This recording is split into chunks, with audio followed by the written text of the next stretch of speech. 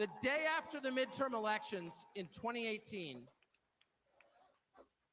Antifa came to my house.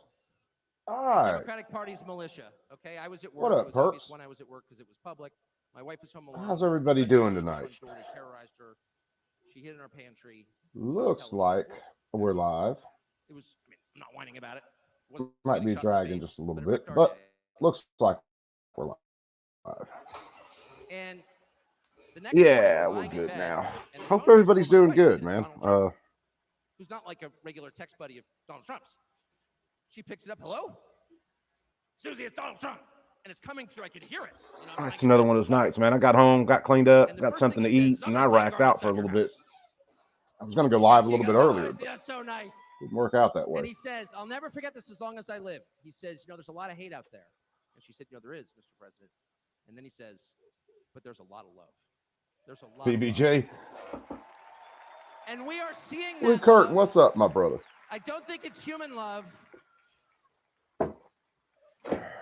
And I'll just stop with this. I'm not always convinced that I'm on the right side. I've been on the wrong side many times.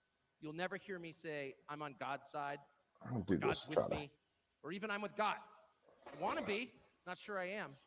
But I will say this unequivocally and conclusively. God is among us right now. And I think that's enough. God bless you. It'll be really interesting to see what Trump says tonight and how he handles things. Tucker Carlson, no volume? What? On the final night of the Republican National. All right, let's do this. Let me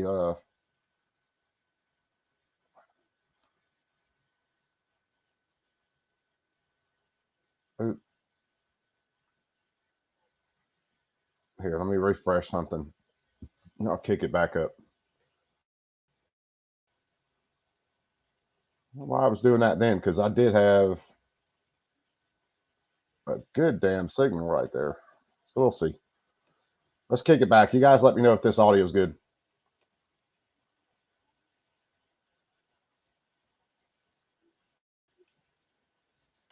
Mickey Johnson Logan. What did you think of Tucker Carlson? You know, he's a journalist, but he's coming out here in favor of one candidate very clearly. Well, you know, when Tucker came out here, yeah, journalist. I don't know what does that mean to you? When Tucker came out here, she could see in the crowd when he electrifying the crowd. 5 by 5 now. Cluttered. The crowd went crazy, enormous. She could have charged one of those electric cars with the energy coming out of this room. Why do you support President Trump? Because I know in the primary you voted for someone else. Who did you vote for, and why are you for Trump now? So originally, you know, for the first 2 terms, I voted as long as we're good now, Trump unequivocally. But when the primary came around, I did support our Governor Ron DeSantis in the great state of Florida. However, afterwards, whenever the governor dropped out and he called for he called for us to get behind President Trump. That's who I went and pledged my vote for. The reason that I'm supporting President Trump is because we've lived under his administration. We've lived under Biden's administration. Rarely do you ever see a presidential candidate where you can compare 2 track records. Here you can. When we lived up underneath the Trump administration, we had a little bit more prosperity. How's your business doing now? Well, you know, we're barrels of oil, barrels of grease, and so on and so forth. It's a lot more than what it was whenever we were in the Trump administration, and that's you know, affecting our bottom line. The timber industry as a whole. You're saying the cost of fuel is too much. Yes, ma'am. But how about business itself? Is your business doing well? Overall, you're the same? Is profits better, worse? No, we're struggling to get along like most Americans are. The timber industry is not something that traditionally President Biden has supported, but it is something that under President Trump we were able to flourish and thrive a little bit more. Timber prices were a little bit more negotiable, and they favored more so to the landowners, unlike right now. What do you say to Americans in the middle who may say, I'm not sure about President Biden, I'm not sure about former President Trump, and their doubts about former President Trump are that he sometimes says that he thinks he is the law, meaning he would tell the Department of Justice if he wanted to, potentially to prosecute political opponents. He would change our civil Remember, service. this is PBS, so that it guys. wasn't necessarily a meritocracy, but that he would appoint people loyal to him. some people say that makes them nervous. That's not the tradition in American democracy, and that's where you kind of get cronyism in. But how do you respond to that? Are you worried about that? Oh, no, ma'am. I myself am not worried about that. What I look at again is I go back to that track record. You know, we've had Donald Trump in office for 4 years. We've seen how he led and what he done, and I believe that it's going to go back to exactly what he done during those first years. How do you know you're not seeing what you want to see in Donald Trump? Well, you know, I just look at I look at what he has done in the past, and as somebody who has gotten close to the Trump campaign, I just know what's that going on, my brother? I know how he's going to go. I know you said it's an electric atmosphere here. Thanks, Javante. And one note for David Brooks. David, I want to pass on to you. The woman I talked to before, Heather, she has a GED. We're talking about education levels here. She told me, though, that she thinks she's the exception and that you're onto something that really most of the delegates here, college educated, high school? Yeah, college educated or graduate educated. But she herself was not. Back to you guys. All right, Lisa Desjardins, thanks so much. Jonathan Capehart, your reaction to some of what PBS we heard is from Tucker one of the Carlson, first specifically trains I his pulled riff up. That about ought to be democracy, interesting that to listen to democracy these means idiots. people own the government and that politicians must listen to the people for the sake of democracy. It was interesting because, of course, Democrats have they'd said that Donald Trump is a threat to the great American experience, that he is an existential threat, poses an existential threat to democracy. What did you make of the way that Tucker Carlson tried to posit this? Well, he's trying to take back the defending democracy argument. And listening to and hearing that line, it made me think of Robert Kagan's new book, which the name escapes me. But he talks about this line of thought that the people that I was going to say own the government, but the politicians are beholden to the people. And the way this thinking is going, it's that because the people are the ones who are in... The book is called Rebellion. Yes, thank you. That's right, Rebellion. That because the people are the ones in control, that where the Trump movement is going is that they will take it to the next extreme. I got to turn that down just a little bit. We're kind of listening to it in the background, but yeah, it's PBS, so you're going to get some of the most leftist coverage you'll get out of this. Because the people run the government, they feel emboldened to then overthrow the government. And I encourage everyone to read Bob Kagan's book because it is very compelling and puts this moment. People should be emboldened to overthrow the government.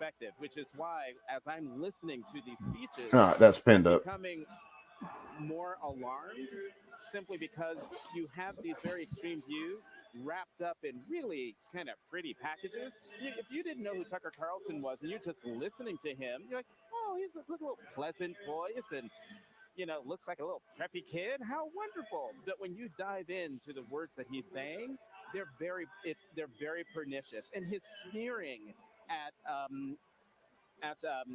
election denialism, the big lie. You could just put a dead person and call them the president, depending on how. That's basically what you guys did. Paraphrasing here, but that was a nod to the big lie, and that could just fly over the heads of a lot of people. If this is going to be a unifying convention, that was not it. David? Yeah, there's a lot of foundational differences between this Republican. Make no mistake, it's not supposed to be a unifying convention with the Democrat Party, jackass. It's supposed to be a unifying convention for the Republicans. The former Republican Party believes that we're a republic. We have all sorts of breaks separating direct democracy from... I'll crank the volume back up if Trump goes on. Electoral college, we have a civil service. MAGA doesn't really believe in that. They want direct democracy, that the people directly control. We don't want direct. That's not direct democracy, jackass. That's a representative government. Spent a fair chunk of his speech on America is not an idea. Why? Well, that seems kind of abstract. Because for Reagan Republicans, America was a shining idea. And it was an idea that you could spread around the world of democracy and freedom and democratic capitalism. JD takes a different view. There is no such thing as democratic capitalism. Are you kidding me? And it's a people. And that's the way a lot of other countries define themselves, rightly, but it's not how... Oh, yeah, Blue. Absolutely. The third point I'd make... If these are the guys you're listening to for your news, you are a straight-up non-playable character. You are nothing but a member of the herd. As immigrants, they're coming in to create more abundance. The Trump Republican Party is a scarcity mindset, a zero-sum mindset. If people are coming in here, it's because they're going to take our jobs. And So these are, I could go on. There are so many That's foundational fast. I've ideas. never heard anyone break it down that way. Thank you for doing that. I mean, it's brilliant. No. Thank you. Yeah, it's a brilliantly fucking retarded, but okay. It's a good night. Next column. We're surrounded by brilliance. Amy, in the way that the rubber has to meet the road at some point on what we're hearing on the stage and what's resonating with voters, what gets people off the couch, but gets them to change their minds one way or the other. You could have left the mushrooms off of that, Mike, and then we'd have been cool. And everyone is. How you doing tonight, brother? What are you hearing in the way of messaging that actually backs that up, that says they're speaking to these particular groups? Because so far tonight, there's been a lot of doubling down on this kind of populist MAGA messaging. Though, as we've noticed, most of the doubling down is before we get to prime time, before the networks carry it, and that the image is. Yeah, it's just turned down low because I'm just kind of. Let me turn it back up some more. At that moment. And then let me know let me know if it's good. I realize we live in a time where the network audience, whatever that means, there was a time when that was separate, but where that was all we had, as opposed to lots of separate channels. Can you hear her again? But, again, I think fundamentally what has helped Trump. Yeah, it is, Artak. What's going on, my brother? The debates, the assassination attempt. Can you hear their audio now? Conversation about what's happening at the top of the Democratic ticket was that voters who did not support Donald Trump in 2020, who had voted for Joe Biden in 2020, many of them decided that they didn't know if they were going to. I'll guarantee you come up with better commentary in your head than this chick's coming up with. Looking at Biden and thinking, I don't know if he has it in him. A lot of them were younger voters of color. What's remarkable to me, too, for all the talk of how macho this ticket is and how macho tonight's going to be, with literally people whose job it is to like smash people around. Hulk Hogan, Hulk Hogan, the UFC guy. Where Biden is really struggling, at least in the polling, is with women. And it is where Harris does do in the polls, does do better with women. But what we heard when we talked to Trump's pollster is, so many of these women, they're not necessarily voting for Donald Trump. They're voting for RFK Jr.'s getting a lot of support from women. Maybe some of the other third-party candidates, or they're saying, I'm just not going to vote at all. And so that, to me, is the real fundamental question. It would be nice a lot of times if women didn't vote. Shift, because I don't think we have our system as it is right now is so calcified that very few people are truly persuadable. But if they are persuadable, it's not by this. It is the economy that is the persuadable. And it is this idea that when Trump was in office, things were better economically, and they're not now. And we're going to give him the opportunity. But this time around, that we didn't last time. And what they're doing here, by putting a diversity of faces and voices into the mix, is trying to say, yes, we can win some new voters over. But mostly what they're trying to do is to sort of rebrand Donald Trump. He's softer. We've had people come on and talk about his children and his grandchildren. That's a very different image that they're trying to sell, to give that permission structure. You guys have spent for those voters who didn't like 8 him years or more, hearing from 10 Trump years, himself later tonight. For right now, though, we're going to take a short break for our PBS stations. We'll be right back with continued live coverage of the Republican National Convention. Please stay with us. Yeah, they spent 8 years demonizing the shit out of him.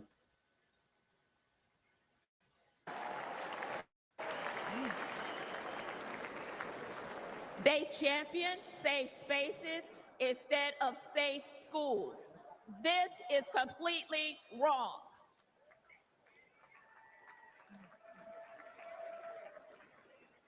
Little by little, I began to see Robert, the truth. what's going on, brother? How are you? Democrats spend more money on a broken system, Republicans are empowering parents and fighting for school choice.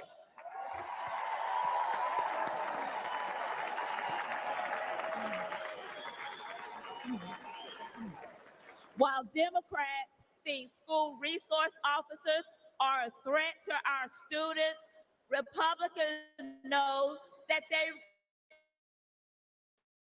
protect our kids.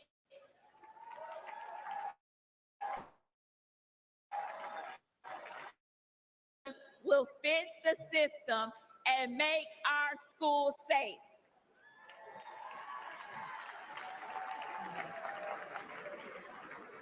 That's why this year, for the first time in my life, I am registered as a Republican.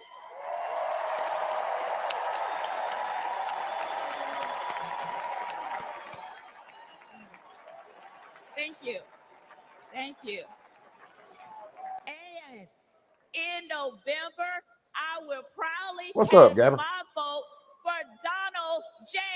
Trump. Nothing much, man. How are you? Same old same.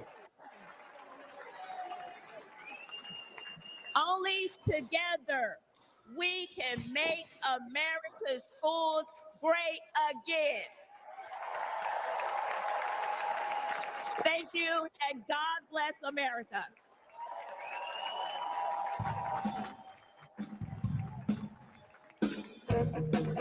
Has Trump talked yet? No, we're waiting on that. Do you have any experience with women, Coop, other than being married? Yeah, a little bit. Why? Oh, man, just had some weird stuff happen to me. PLA, what's up? Bob, how's it going, brother? What'd you have weird? I don't know, man. This girl I've been talking to for a while just randomly started ignoring me, so I ignored her back. 3 days later, she decided to just I've known her for a year. She's super shy. It's completely out of character. She just sends me a picture of her tits with her tongue sticking out, and I'm like, what the fuck? And she never got back to me. I'm just wondering, what the hell is that? Man, what a strange thing. Women, you just got to roll with it sometimes, brother. They ain't the most balanced creatures on the planet. So you think it was just a random act? Could be. Fluffy, what's up? What a weird thing. Hey, it's not the worst thing you can get a text message for. It's definitely not, but it raises more questions than answers. They normally do, man. That's the nature of dealing with women.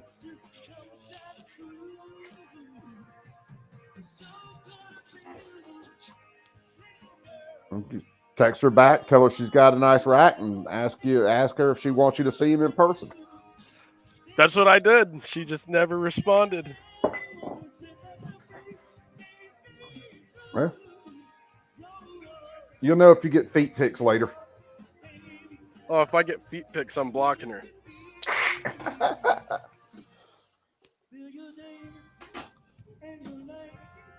Drunk pics? Yeah, probably so. Bob, how you doing tonight, brother? It was in the middle of the night, so maybe it was drunk pics. Hey, man. It was 3 a.m. Yeah, you can talk yourself into a lot 3 a.m. being drunk. Women are just like guys, but without recognizing the logic. Myself to anything. Yeah, general common sense. Yeah, they generally, every woman I've ever been with, PLA, didn't have a penis. Just saying. I kind of like mine without that. Wire tight. How you doing tonight, brother?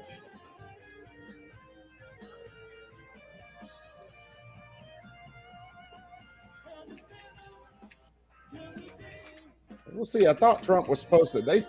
One thing I read tonight said he's supposed to go on at 9, but I might have read it wrong. It could have been 9 Central, so we'll see.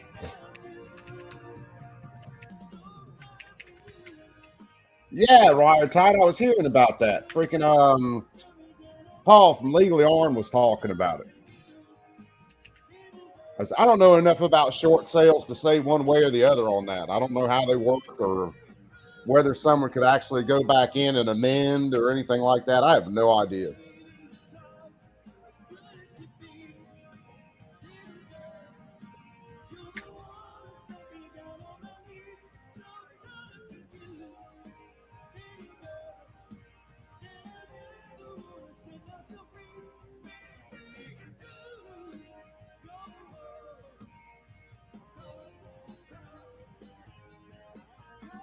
I thought it was, when I looked at it, it was supposed to be at 9. Because I figured you'd go on a little early last night at the convention and speak for a while.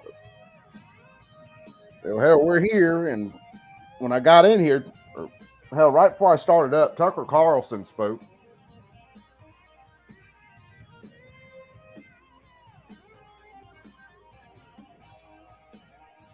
Dude, they were late last night, PLA with Vance.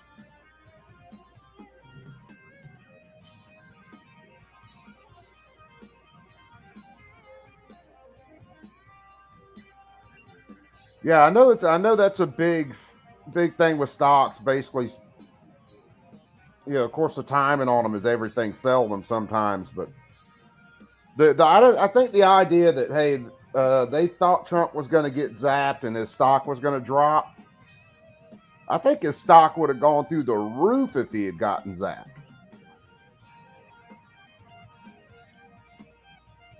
G23, what's up, my brother? How are you?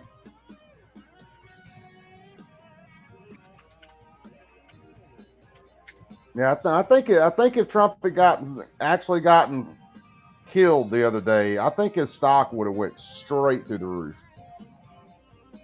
Chris, what's going on, brother, man? How are you doing?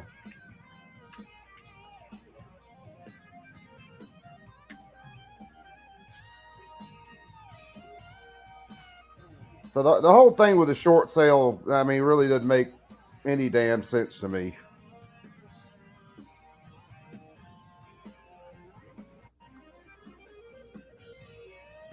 Besides the fact the timing on it's just real funky, to say the least.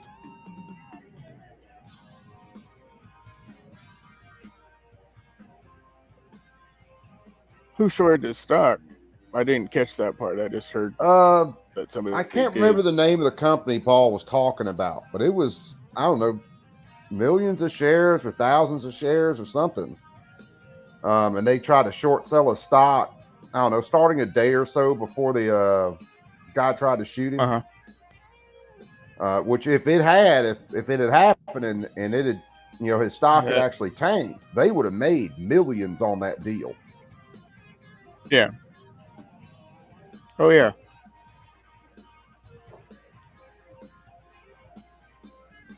What's publicly traded that he owns?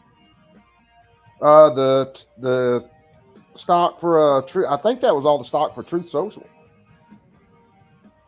Oh, okay.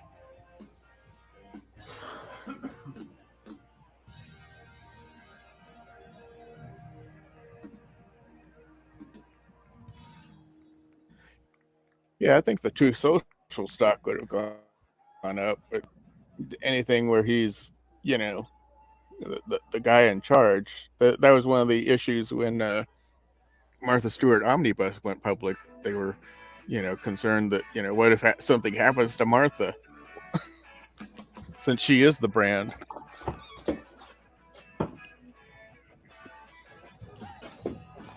All right, I'm back. Probably billions in profit. It could have been, man.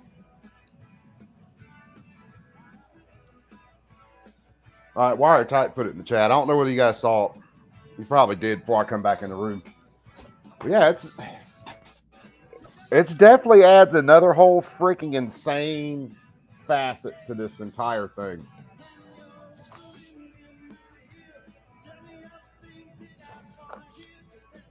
But like I said, I still don't think if Trump had gotten hit, bandit, or had gotten actually killed, he did get hit. I don't think his stock would have dropped. I think it would have went through the roof.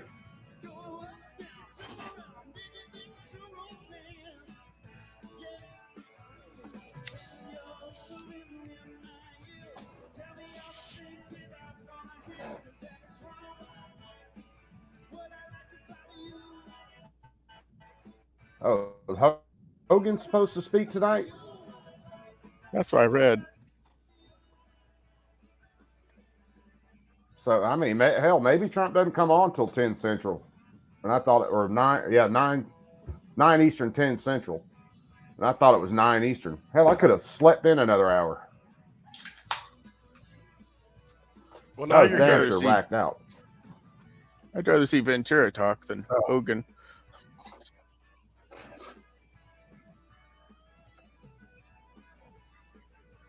Yeah, I know they were. I can't remember who all they were supposed to have speak tonight, but like that chick from PBS was talking. They got this masculine lineup, acting all masculine. Oh, Jesus, lady.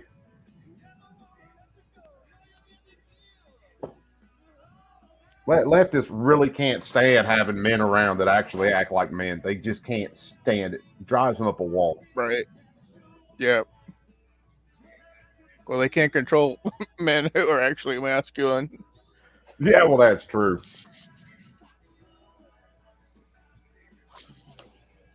That is very true.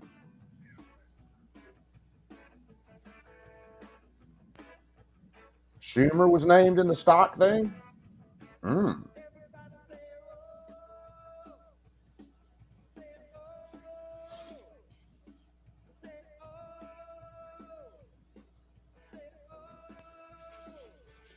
Oh, was Rumble in there too, Matt?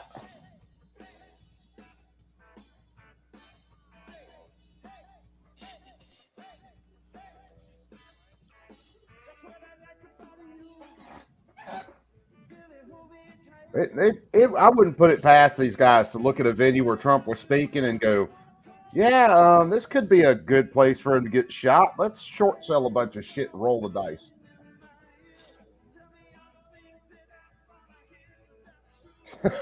Egg sleep would croak, yeah. Been a lot of hot days at work lately. I know Z knows what I'm talking about. He said it was 110 up by him today.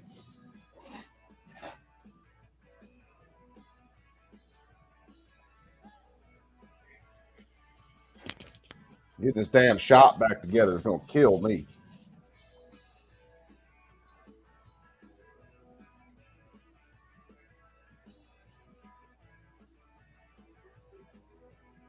Wiretap. Yeah, I must have missed that one from Wiretap. Wiretap and the boys are on it now. It's like Red Dawn.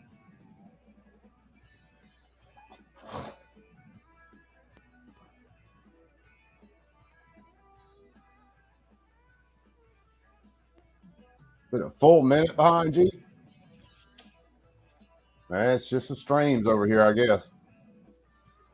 It could be C-SPAN itself. C-SPAN typically has a pretty good lag. And then by the time you send it through StreamYard or something like that, it gets another big lag.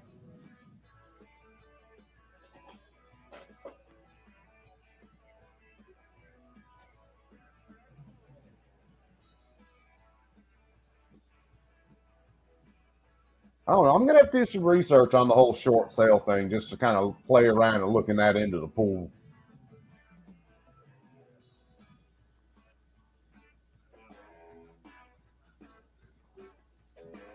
I still say, as far as the actual shooting itself, I still say that was just some of the shittiest protection. Oh, yeah. It's just, it's insane for him to not have had that building locked down. Hell, it's insane for him not to have arrested the kid as soon as they saw him try to climb up on the roof.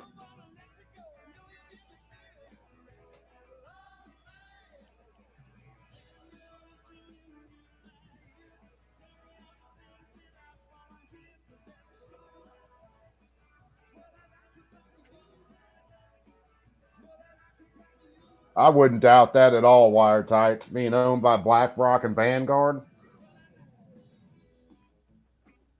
It's amazing. I've done a little bit of digging on them, and it's amazing the wealth and the property and stuff that they control.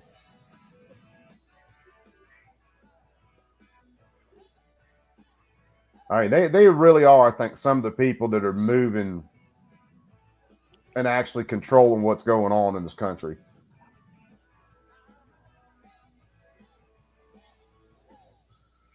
Yeah, I ain't how we take anything we hear these days with a grain of salt, much less on X. That's like they're pushing the idea of a shoot around the water tower these days, and the angle of the shots doesn't match.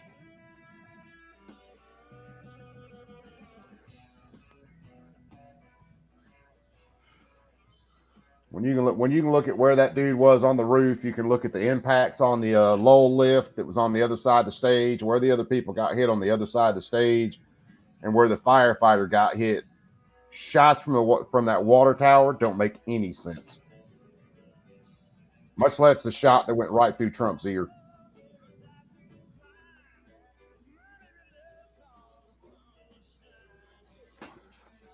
Bob said, what was it last night? It'd have to be one of those JFK bullets to pull some of that shit. Yeah. I wonder if you can get JFK rounds. Does the government have that? Well, obviously they had them, but can they get him to act that way?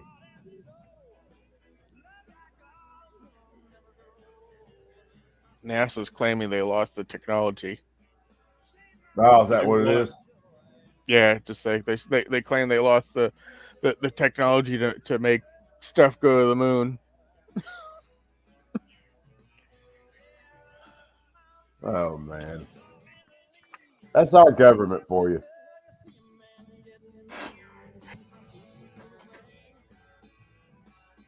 Good grief. It is definitely our government for you. I worked at a DoD contractor, and half the people liked their job, and half the people were walking around like zombies. Oh, no doubt, man. Yeah, I was just all like, there's a government part of it was government, but then it was also a government contractor. It's all the haloperidol they're taking. Yeah, it's like, holy cow! Weird. Spin, the best way I can tell you he got the rifle there. He had it broken down in the bag that was on the roof with him, and the way security was, he just walked up there with it. You know, he didn't have the rifle slung across his back or anything when he got there, for sure. Yeah, I know I'm just waking up, but no, he didn't have the bag just strapped, or the rifle just strapped across his back. He had it in his bag. We've looked at so many angles, all that, it ain't even funny. I don't know, Coop. I think I saw an interview where this guy was standing there witnessing him climb up on the roof, and he said that he could see the rifle in his hands. Yeah, well, if you look at where that concourse is that he climbed up on and then got to the roof itself, he got right to the edge of I'll guarantee he got right to the edge of the roof, opened his bag, put the rifle together real fast, and then started climbing up the roof. And that's when people saw him with the gun.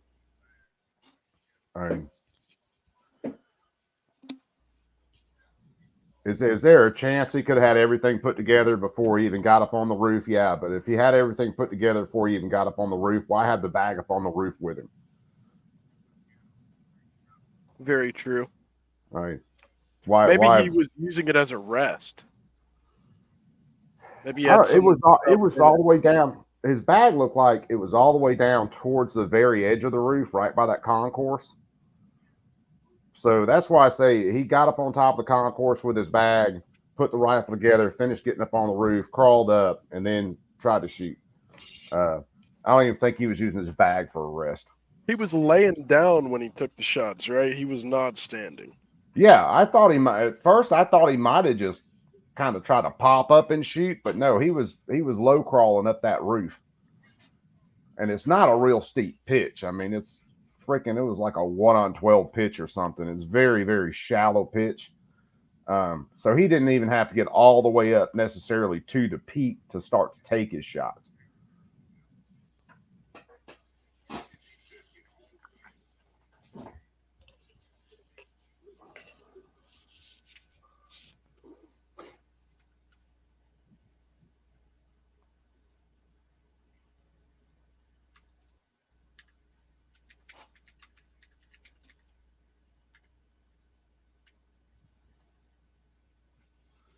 Oh, that whole security situation spin was just absolutely retarded.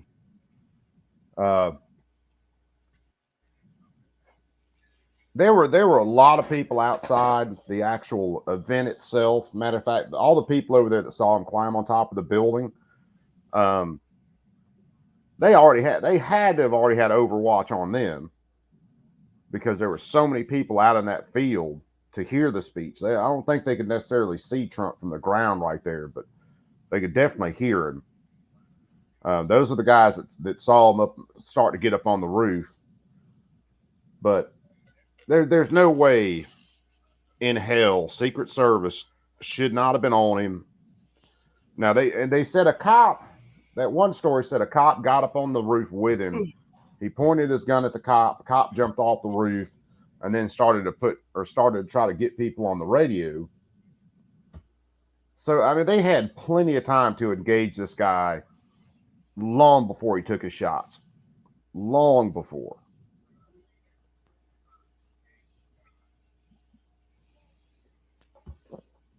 I guess there's a lot of things I could just chalk up to the absolute ineptitude of the government.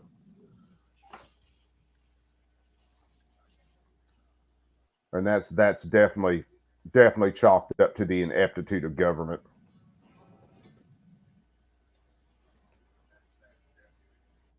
I mean, I'll guarantee you there's no way in the world, of course, Biden can't get that many people show up to a rally anyway.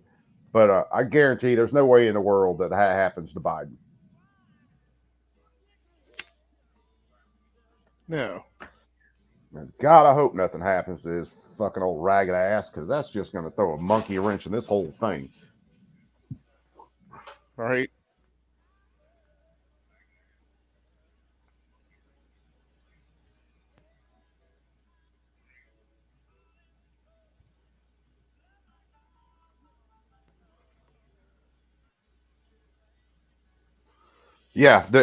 Chess.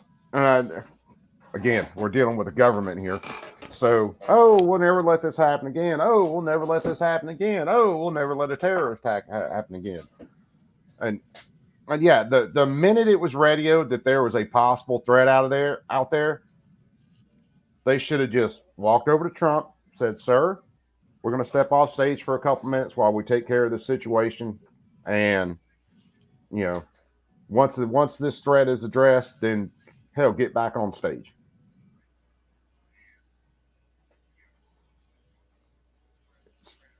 I don't know. It's just so freaking ridiculous.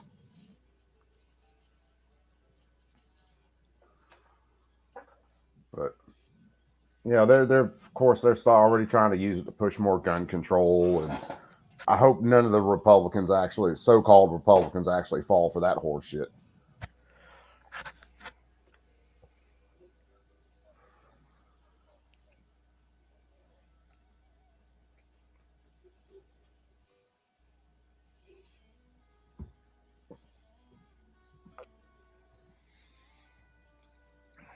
I'm afraid if it succeeded, then the civil Cold War that we have going on would go hot.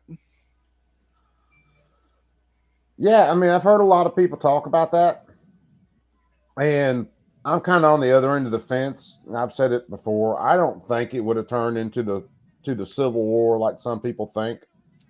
I think if they tried it again with everybody this revved up, then there's a possibility. But you typically just don't see masses of people who are on the right just break off and start going all to hell.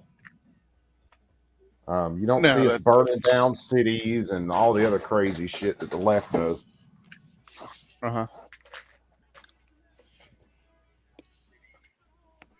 9 Central. Yep. Okay. I thought it was. I just read 9 and was like, screw it. I got to wake up and I'll get this rolling. So, 9 Central. So we got a while to shoot the breeze before he comes on.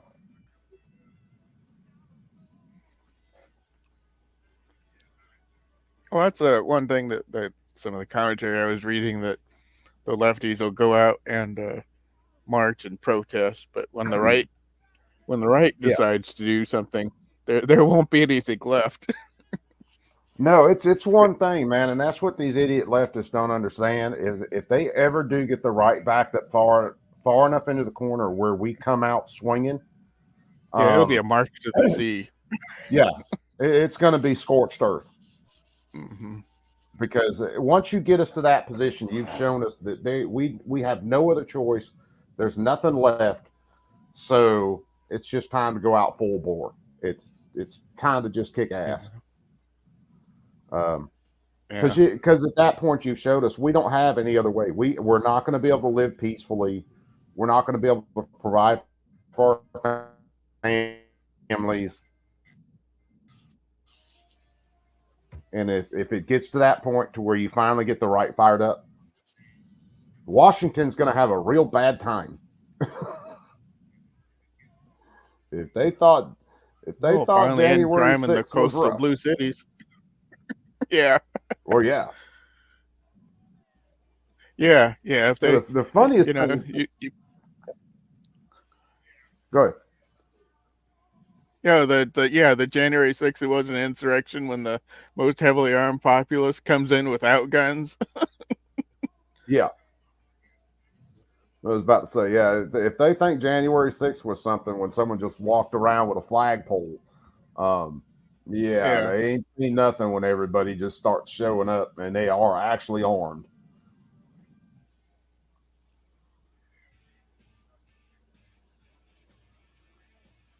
Yeah, that's pretty much it, Agorizer. Wait till the guys who just want to be left alone get involved. Wait till they leave us with no other choice. And then things are going to get seriously hot.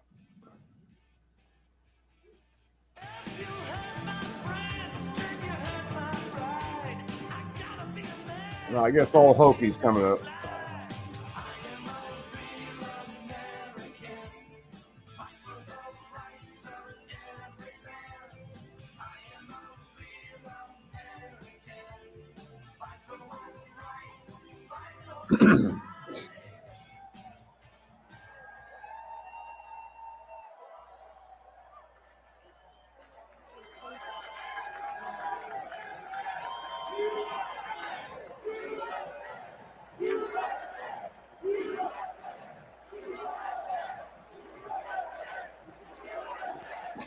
Another report said he had a van, a car, and a bike there.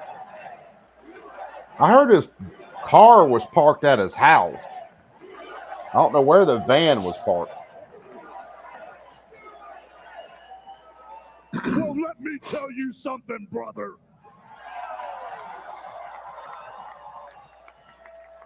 You know something? When I came here tonight, there was so much energy in this room. I felt maybe I was in Madison Square Garden getting ready to win another world title. Or maybe I thought the vibe was so intense, the energy was so crazy, it felt like maybe I was going to press that no-good stinky giant over my head and slam him through the mat, brother. But what I found out was I was in a room full of real Americans, brother. And at the end of the day, with our leader up there, my hero, that gladiator, we're gonna bring America back together. One real American at a time, brother.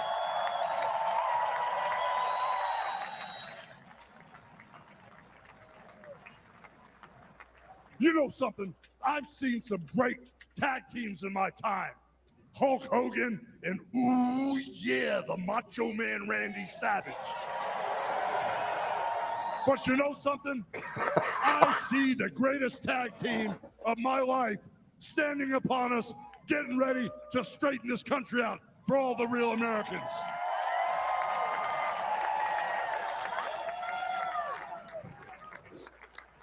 You know, even you guys are real Americans. You better get ready. Because when Donald J. Trump becomes the president of the United States, all the real Americans are going to be nicknamed Trumpites. Because all the Trumpites are going to be running wild for 4 years. Oh, that's going to be played well in the news. Power of Donald J. running wild. Come on, connection. America is going to get back on track. And like Donald J. Trump said, America is going to be great again.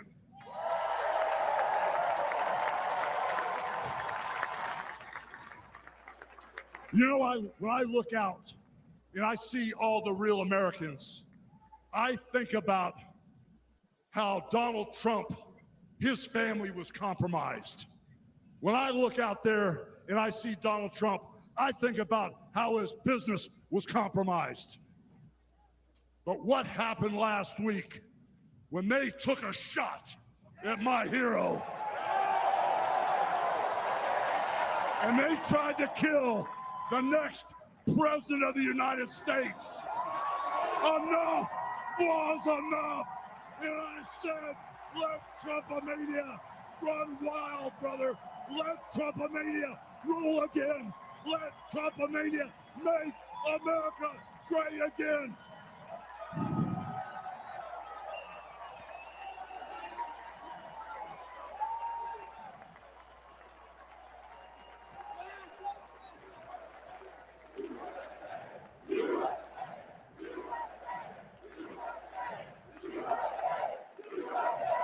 Dude, how old is Hulk Hogan now?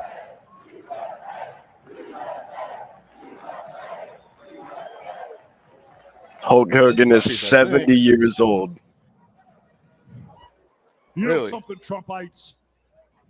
I didn't come here as Hulk Hogan, but I just had to give you a little taste. You know, my name, Matt said is Terry 270. Bollea. And as an entertainer, I love you too. And as an entertainer, I tried to stay out of politics. But after everything that's happened to our country over the past 4 years and everything that happened last weekend, I can no longer stay silent. Zany.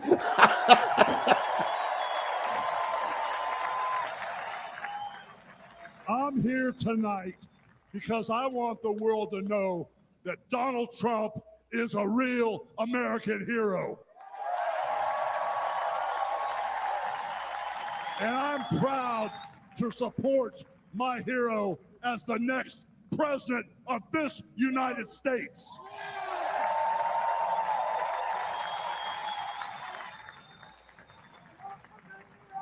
You know, guys, I've known Donald Trump for over 35 years. You know, hold on a second, hold on. I just had a flashback.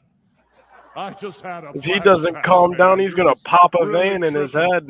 You know, He the might. last time I was up on stage, Donald Trump was sitting at ringside at the Trump Plaza. I was bleeding like a pig, and I won the world title right in front of Donald J. Trump. And you know something? He's going to win in November, and we're all going to be champions again when he wins.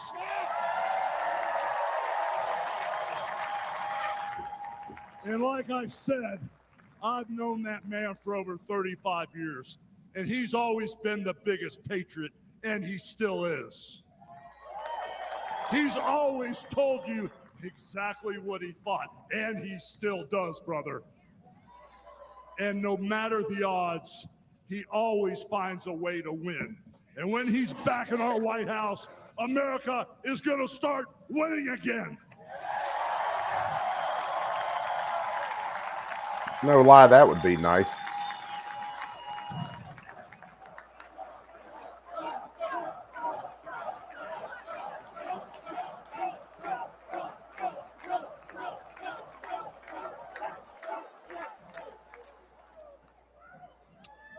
You know, guys, over my career, I've been in the ring with some of the biggest, some of the baddest dudes on the planet. And I've squared off against warriors, ooh yeah, savages. And I've even, like I said, HBS, what's going on, my in the brother? middle of the ring. Clint Eastwood And checking I know in. Brother, tough man, how guys. you doing? But let me tell you something, brother. Donald Trump is the toughest of them all.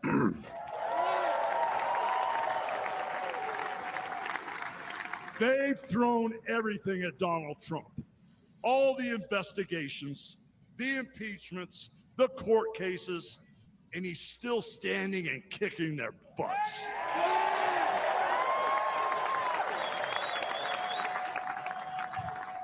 You know, we never had it better than the Trump years.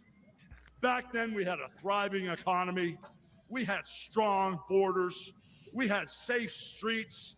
We had peace and respect around the world. But then we lost it all in a blink of an eye. Crime is out of control. The border is out of control. The price of food and gas and housing is out of control. And the only person who can clean this up is Donald Trump.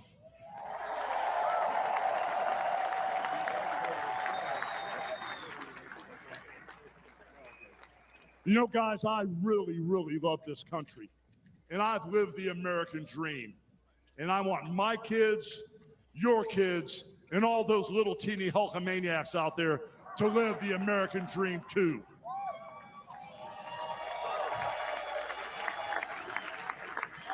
This November, guys, we can save the American dream for everyone.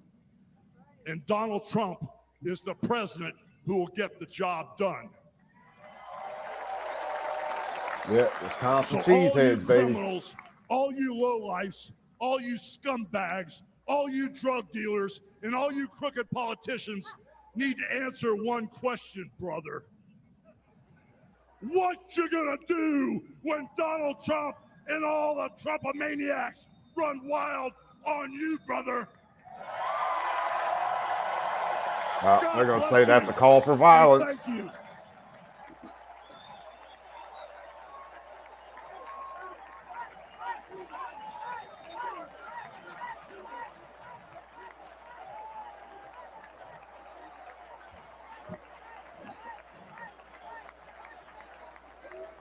Ladies and gentlemen, please welcome the President and CEO of the Billy Graham Evangelistic Association and President of Samaritan's Purse, the Reverend Franklin Graham.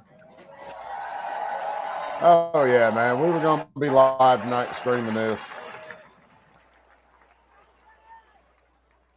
I really ain't got a whole lot to hear from Billy Graham, but we'll listen to it in the background.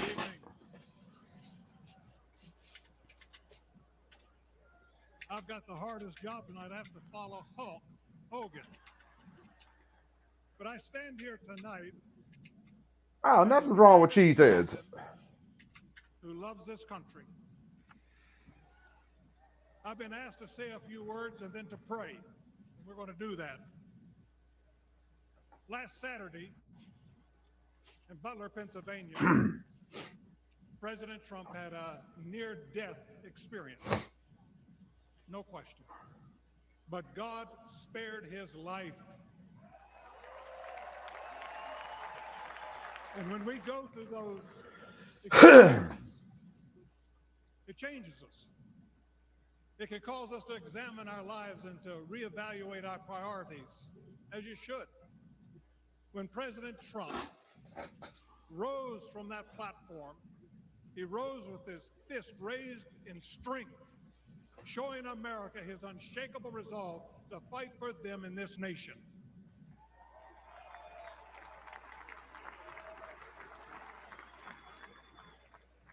I cannot explain why God would save one life and allow another one to be taken. I don't have the answer for that. But one thing I do know is that God loves us, and he wants us to be with him in heaven one day. And that's through faith in his son, Jesus Christ. You see, the Bible says that God so loved the world that he gave his only begotten son, that whosoever believeth in him shouldn't perish, but should have everlasting life. For as long as I've known President Trump, I've found him to be a man of his word. Things that he said he'll do, he did. When he told me and our country in 2016 that he was going to appoint conservative justices, guess what? He did. In 2016, he said he would defend religious liberty. And guess what? He did. In 2019, I was with him at the United Nations when the first president of history of this country, stood there to advocate for religious liberty worldwide.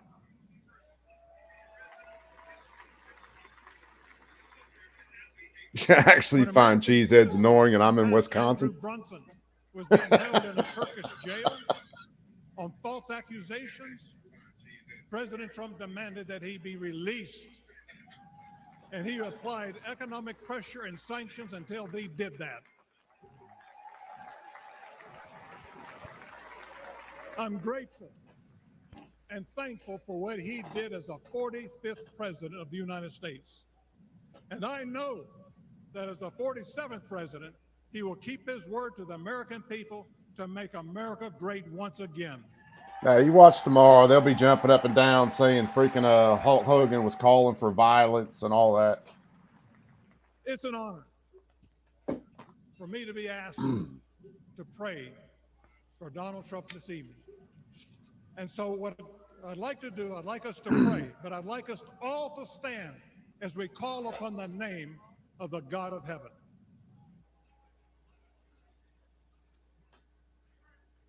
Our Heavenly Father, we come before you this evening with grateful hearts. Thank you for saving the life of President Donald J. Trump. In his own words, it was you and Dude, you alone. 2.8 million firing 2.8 million federal workers is just a good start. On Saturday. Absolutely. For the family who lost their loved DJ, what's going on, my brother? Put your loving arms around them. Comfort them. Start with the head of the Secret Service. Presence. We stand before you tonight. We say thank you for the provisions you have given to the United States of America. You have blessed this country more than any country in the world. Sadly, as a nation, we have forgotten who is responsible for all the freedoms, the liberties, and the bounty that we enjoy. It has all come for you. Thank you. This evening, our nation is in trouble. We're divided politically, racially, economically, with millions of people seeking refuge and hope in our dry and thirsty land. You're the only one who can fix the complexity of the problems that we face today. We pray for President Trump that you would give him wisdom, strength, and a clear vision for the future of this nation and the task that is at hand. Continue to protect him from his enemies. I pray that you would surround him with men and women who will give him sound counsel and guidance. We pray for Melania, for Barron, and for all the President Trump's children and grandchildren. We pray for Senator J.D. Vance, his wife Usa, along with their young family. We're thankful for his strong stand for defending life. As your word instructs, we also pray for the leaders of our nation, whether they're Republican, Democrat, or Independent. We know that all authority comes from you. You are a great God, and we ask that if it be thy will that you will make America great once again. And we ask that you'll unite our hearts, bring us together, one nation under God, indivisible, with liberty and justice for all. And we pray this in the mighty name of my Lord and Savior, Jesus Christ, the King of Kings and the Lord of Lords. Amen. Amen to that. Did anybody else see Trump's eyes open during the prayer? Nah, I wasn't really paying attention, but hell, I've opened my eyes plenty of times during prayers. Ladies and gentlemen, please welcome businessman and executive vice president of the Trump Organization, Eric Trump. Yeah,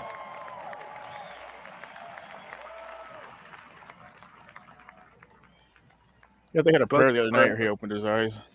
Both the prayer and the speech play nice. Yeah, that was the speech and then a prayer after. You missed Hulk Hogan, DJ. Good evening, America. He's looking for snipers. 8 years ago, my father sat our family down. He spoke of a nation in decline, of dreams slipping away, of a future endangered by failed leadership and broken promises. It was in that moment I knew my father had made a decision that would forever change. And like I said, I've looked around during plenty of We prayers. It realized just he had hit chosen sometimes. to step into the arena to fight for the soul of America. He decided to leave behind the comforts of an unbelievable business empire, to leave behind everything he had ever built, to answer the call to serve our nation. Unlike his predecessor, it was not a decision born out of necessity. Unlike the current president, it was not a decision that would enrich his family. Rather, it was a decision made out of love for this country and a deep concern for America's future.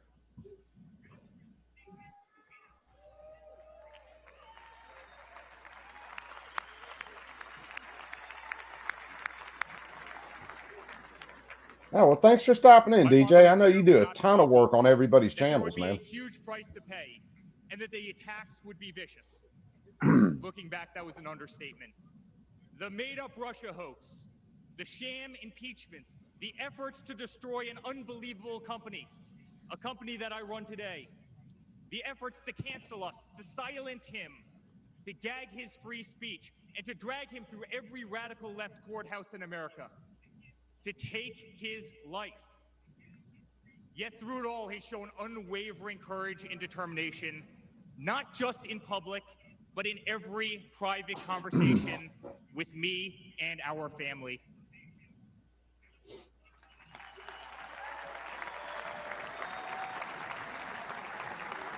He stood tall, fueled not by personal ambition, but by a profound love for this country and a love for all of you, the American people. That man is my father. That man is the 45th president and soon to be 47th president of the United States. That man Oh, good deal, is DJ. Donald J. Trump.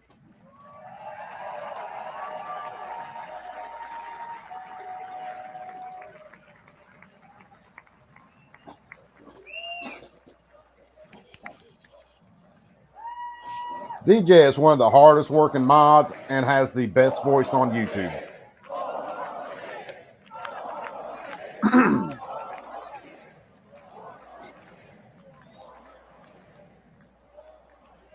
Each time I've stood on this stage, America has been at a dire crossroads.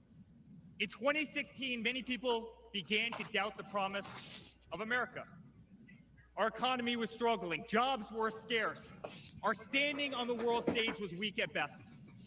Veterans were forgotten, our military was in shambles, our educational system was broken, ranked 30th in the world.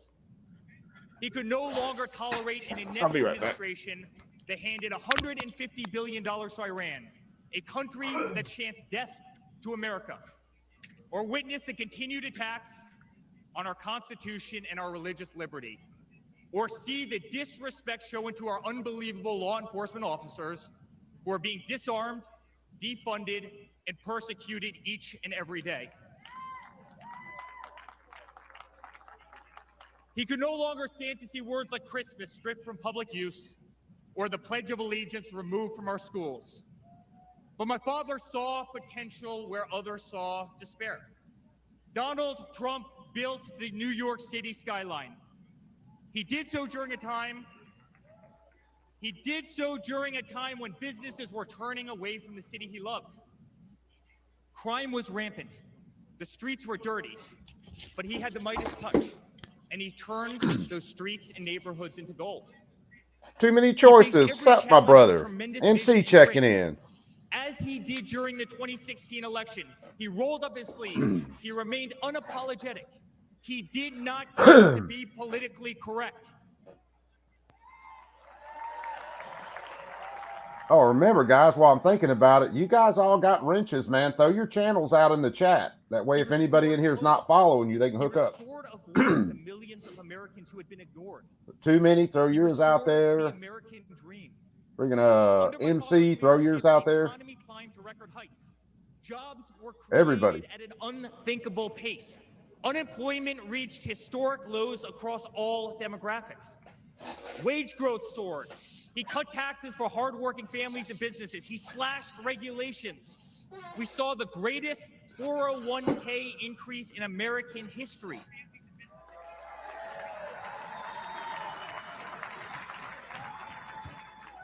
People bought their first homes in an environment that saw 2 to 3% interest rates. They started their families. My father made the United States energy independent with the lowest gas prices in decades. Agorize, we all know you already. My father made the United States safe. Our borders were closed. There was peace in the Middle East. I thought you did have a channel where you were posting stuff, or is that just on IG?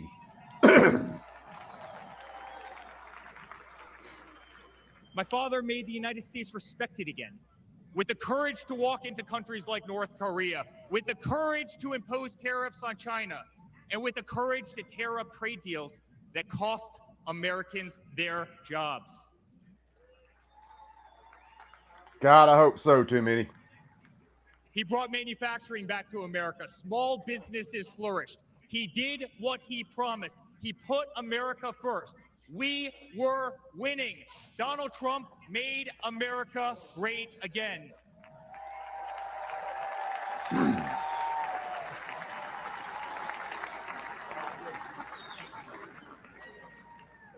But he also created a movement that threatened the special interests in the political elites. I hear that, A movement Agorizer. that cast a bright light on the institutions weaponized against the American people.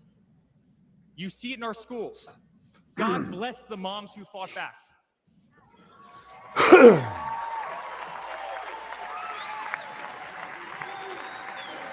You see it in your workplace. You see it on every news station, in every newspaper.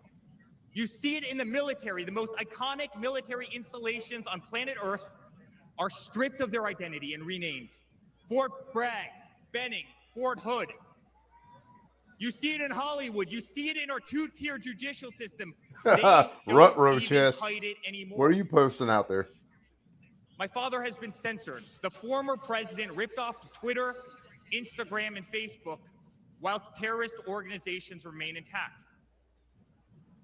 My father has been persecuted. Oh, yeah. Targeted by far-left Democrats, funded by special interest groups and handpicked judges.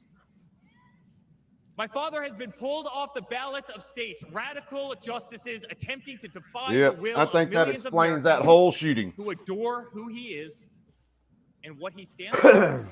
Outlaw, what's going on, my father brother? even became the target of an assassin who almost killed America's single greatest hope for our future. The swamp is terrified of this incredible movement. They're terrified of it. They're terrified of you and the tens of millions of people watching us on TV right now. They've tried everything to keep him from you, everything, to destroy his legacy, Thank you, brother destroy MC. his family. They have failed, and they will not win.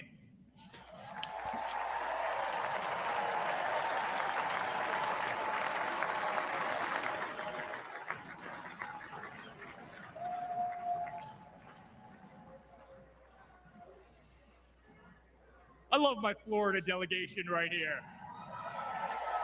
It is much more fun to stream this and hang out with you guys than it is to watch it on my own, for sure. Yes. Thank you. My father stands before you with the most votes of any Republican candidate in the history of our nation. He has defied the predictions of every political pundit. He fills stadiums across our country. He energizes Americans to the issues facing this nation and does so with unvarnished honesty. He is not a threat to democracy. He is a threat to those who despise Yeah, I thought I was. I'm sub to you, Robert. many whom are bought and sold, bribed and coerced, people who have I had to never go look real signed the front fast. of a check and who have been dependent on the government their entire adult lives.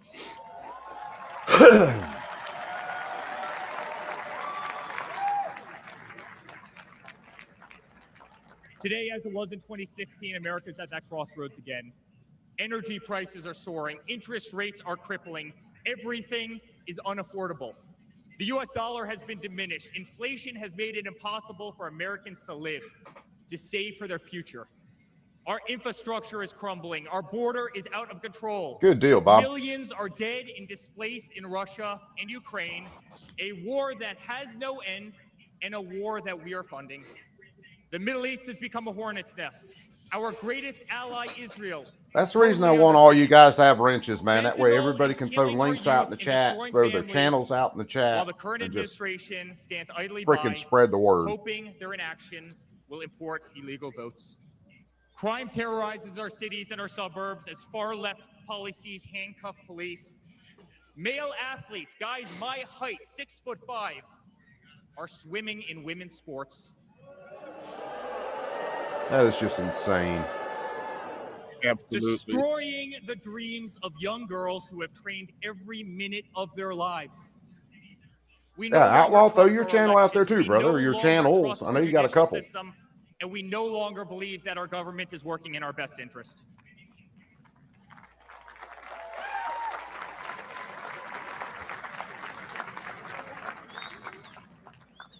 In spite of where we are today as a nation, I'd like to speak to every American. To the homeless veteran sleeping under a bridge as illegal immigrants are housed in the most expensive hotels in New York. I'm sorry. We know it's wrong, and we will fix it.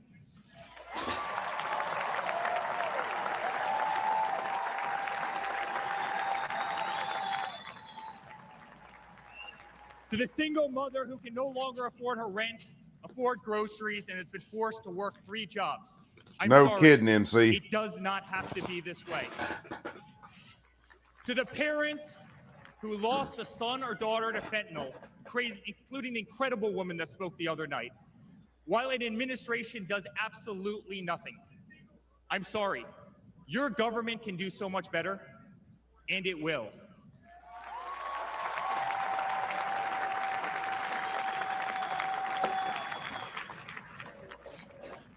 To the children who are being brainwashed instead of learning the fundamentals of school, I'm sorry. There are teachers who care, and my father will empower them.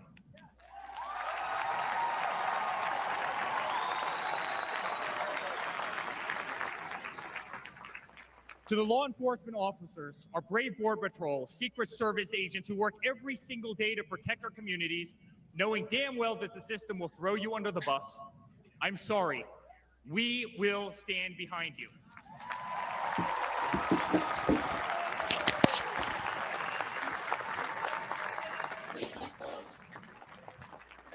To commuters often petrified to take a bus, take a train, or walk the streets in cities across our nation, I'm sorry. That man right there will fix this.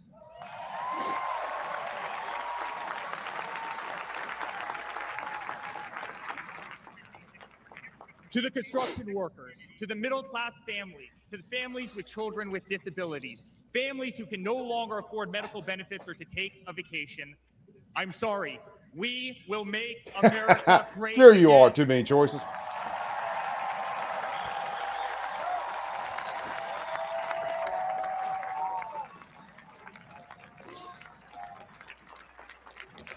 Remind me, if any of you guys aren't following Wired Tight, or can one of the mods post his channel in the chat?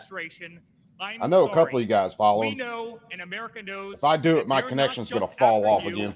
They're after all of us, and you just happen to be standing in their way.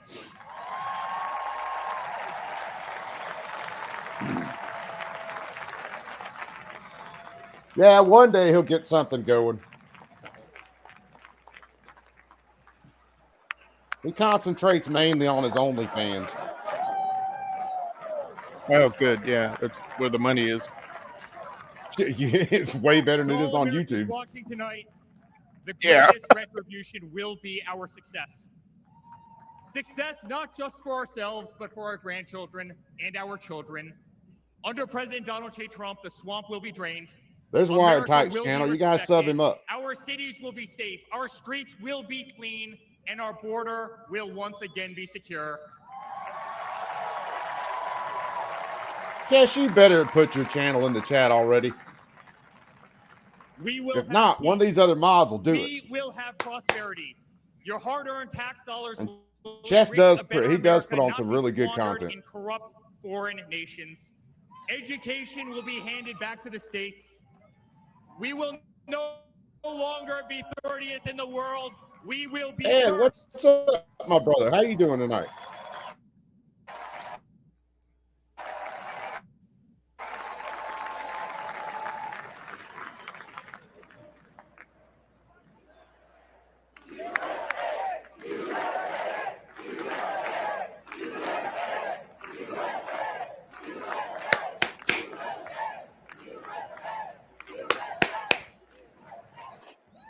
Our children will understand family. Our children Ha! will have See, I told you, values, Chess. and our children will love God. Somebody will get you.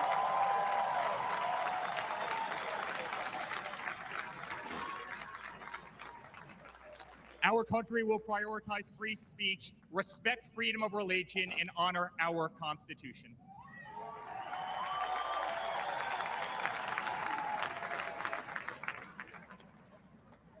As his son, I've never been more proud of a person in my life. A man who has defied all odds. Good deal, G. A man who believed in the promise of America when others turned away.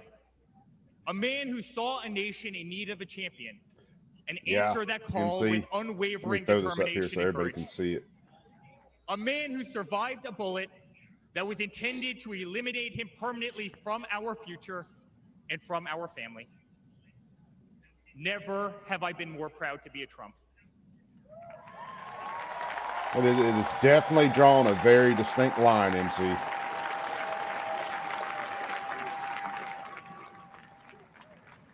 Never have I been more proud to stand by my father's side. I remain incredibly honored to be part of this journey, a journey with all of you, a journey to save the greatest country on earth, a journey with the most incredible people I have ever met. Dad, 5 days ago, Laura, Luke, Carolina, and I held our breath as we saw blood pour across your face. By the grace of God, divine intervention, and your guardian angels above, you survived.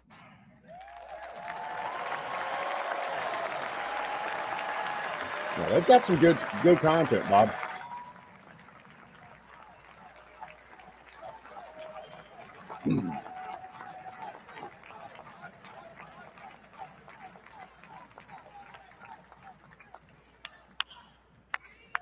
Chessboard puts a shitload of wisdom out on his channel and reminds us of a lot of things that have been coming for a long time that people generally have just forgotten about in a lot of cases.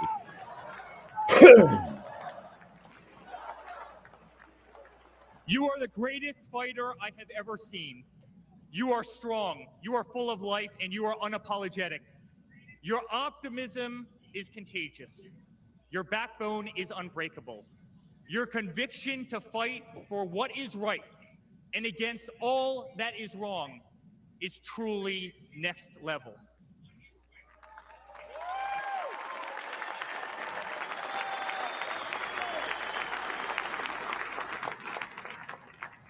The whole world saw your strength as you stood up.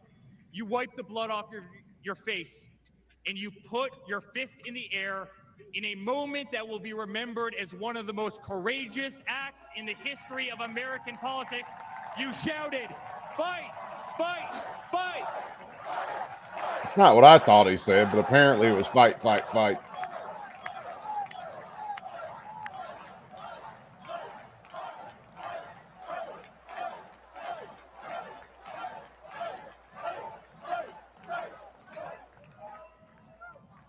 I'm honored to be your son. I'm honored to speak to our great nation tonight. You are a true leader. You epitomize strength. Our country loves you. Our country appreciates you. Our country misses you. And on November 5th, our country will re-elect you as the 47th President of the United States of America. Good night, Milwaukee. God bless you all. All right, it's 10:05. They're dragging a little bit.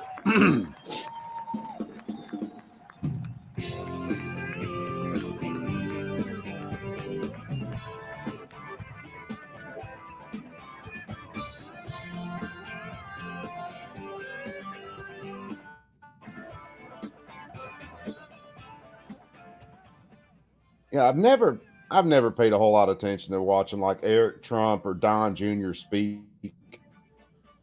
But I think Don Jr. has more of Trump's kind of mannerisms than Eric does. Yeah, I think so. I really didn't notice it till last night we were watching him. Eric may just take more after his mother than his father. Yeah, that's quite possible.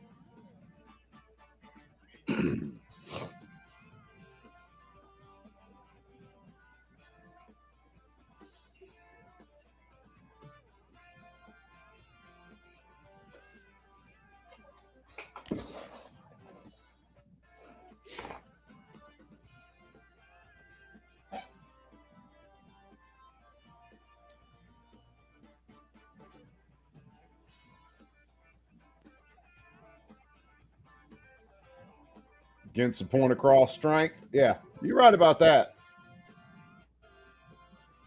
Anthony Smith, how's it going, my brother? How you doing tonight?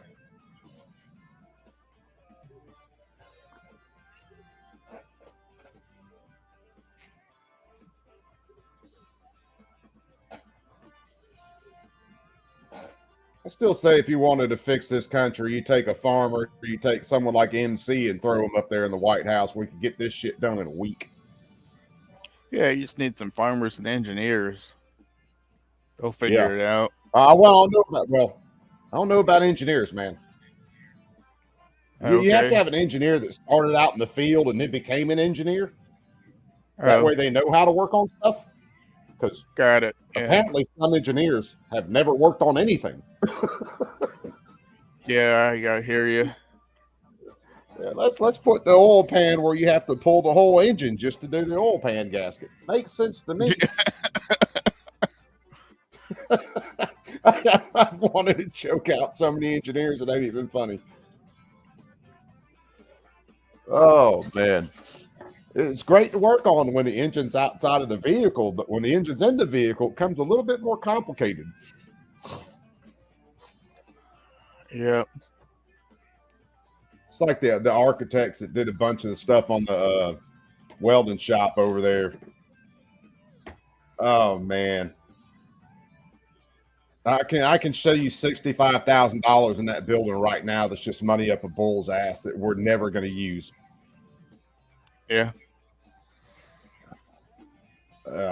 There's no telling. That's just the actual parts themselves. There's no telling how much the contractor actually, charged to install them.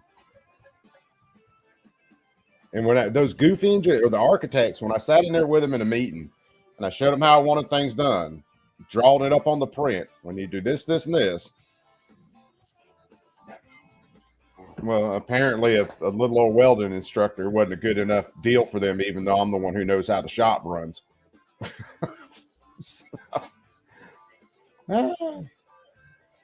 MC said he fixes stuff that engineers F up. Yep. I'm going to be doing a lot of that in the next couple months.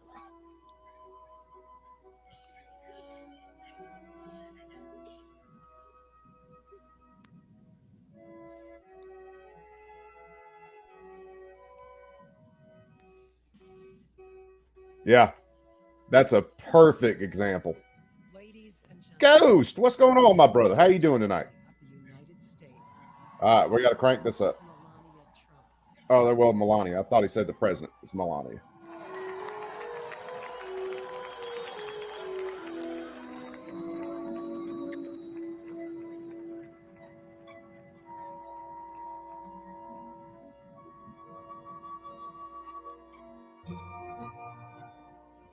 Hey, one of the mods, do me a favor, throw Ghost Tactical's channel out there in the chat. That'll keep me from having to change screens and slow down my connection to give him a wrench.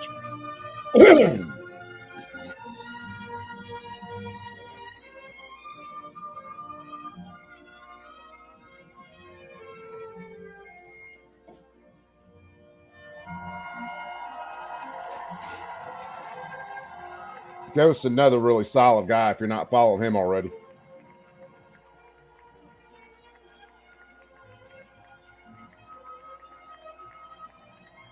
That'd be Hulk Hogan if he lost some weight around the middle and face and.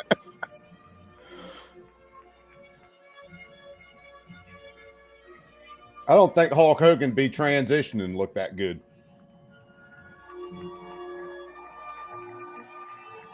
I don't know. Looks like Hulk got some pretty good plastic surgery over the years. Yeah, a lot of it too. Yeah. A lot of it. Some of them NASA scientists that lost how to get to the moon must have been doing some of that work. Yeah. Nah, Ghost, I got you beat on that, brother. Yeah, I got you beat on being the biggest douche on YouTube by a long shot.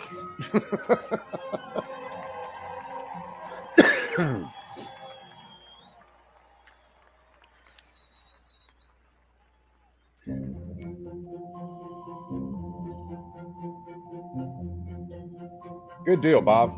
This is a story as uniquely American as the ideals and freedoms we all right, we'll crank it down a little bit during the commercial. A story of a life dedicated to dreaming big. A story about giving back to the people in his beloved city. But most of all, Twin Towers, man. Putting his country first. And it's a story. Yeah, the boxes Your that funeral, New York bro. came in.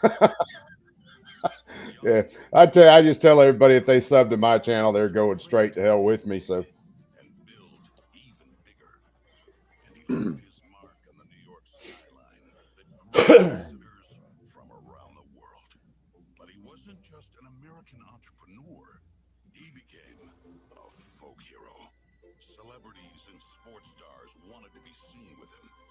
Politicians. Oh, if I was them, I'd definitely be showing the awards from the NAACP and all that right there. He loved them back, and he gave back. Just one example, saving the women's skating rink. The Wallman Skating Rink in Central Park is open again. The city spent nearly 6 years and $12 million trying to fix it. And then to the rescue, developer Donald Trump. As Tracy Egan tells us now, he talking with JD and his wife. Months, what the city couldn't do in 6 years. Donald, you perform. Yeah, we're still getting that lag from C-SPAN. There was no denying that Donald Trump was the Don King. But he was also something even more important, a patriotic American. And like many others, he was becoming increasingly troubled by the direction of our country. Gonna do a 40 Smith video in a pink tutu. I would not put that past Ghost if that's who you're talking about. You said though that if you did run for president, you believe you'd win. Well, I don't know. I think I'd win. I tell you what, I wouldn't go in to lose. I've never gone in to lose in my life. And if I did decide to do it. If you've seen some of the outfit Ghost Tactical wears to a lot of events, you'd know why I wouldn't doubt that. Him and Clover. Joe Morris, my brother. How's it going? Such a glamorous life. Appearances in movies, best-selling books, widely popular TV show. But for Donald J. Trump, the calling to save his country was even stronger. The mission, more important. The number of Americans being left behind, too large. And so, in Donald Trump fashion, he announced he was running for president. Fame is coming down the escalator. He did.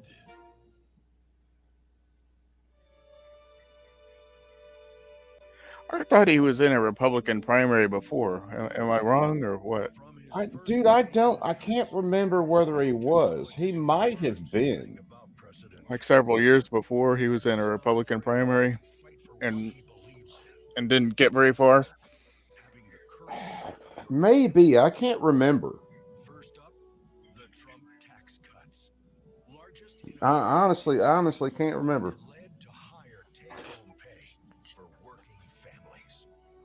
Yeah, hell, he was a damn. Of course, he kind of had to be in New York, but he was a registered Democrat the majority of his life.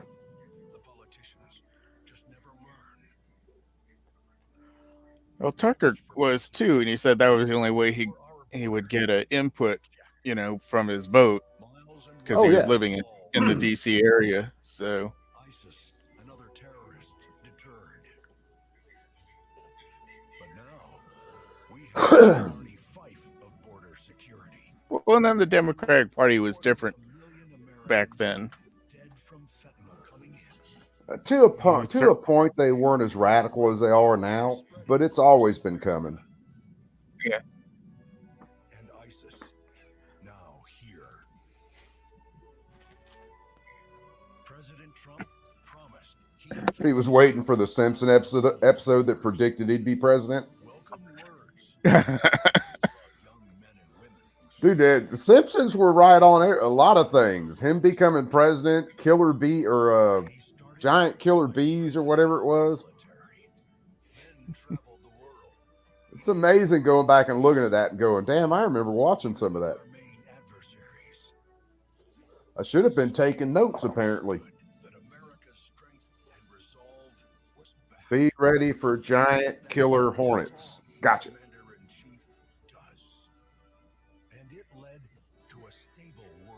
That A10 back there is just flat out sexy. I don't care who you are. Today, a different story. Our enemies smell. Just showing Biden tripping on the stairs. Then invaded Ukraine. Hamas saw it. Then started a war in the Middle East. Yeah, I watched a documentary on the A10, and they can only fire so many rounds before they have to stop because the recoil puts them into a stall. Yeah. That's amazing, isn't it? Yeah. That thing's got a hell of a gun, man. Yeah. And I think part of the story was behind is they built it for something else, and then someone got the bright idea, I want this thing to fly. Uh-huh. Some engineers were like, fuck it, we can make it happen. Yeah, put 2 big fucking jets on the back. Yeah, we're going to stick 2 big-ass turbines on the ass end of this thing. She ain't going to be fast, but she's going to be a badass. Yeah. Yeah. There is no other plane that can do close air support like an A-10. Yeah. Please welcome Kid Rock. Oh, we got Kid Rock. Oh, okay. Let's turn this up. Wall Street Journal didn't say he was going to be here. If you're ready for President Trump to take the stage, I need everybody to stand up. I need everybody to put a fist up in the air. Everybody, get a fist up in the air. There's no gravity around Joe Blow. He falls up. Yeah. Say fight, fight. Say fight, fight. Say fight, fight. Say somebody scream.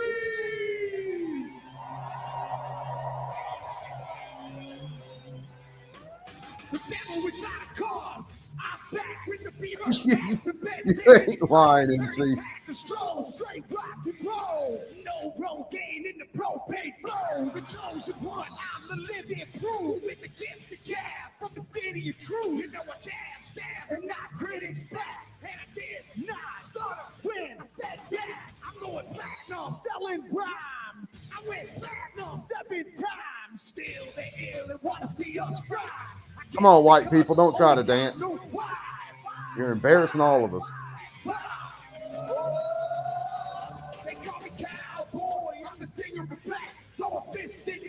Well, a white person's up there singing.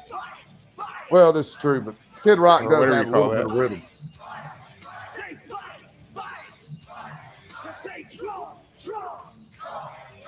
Kabbalah and Fetterman? Oh, God, no. No, G.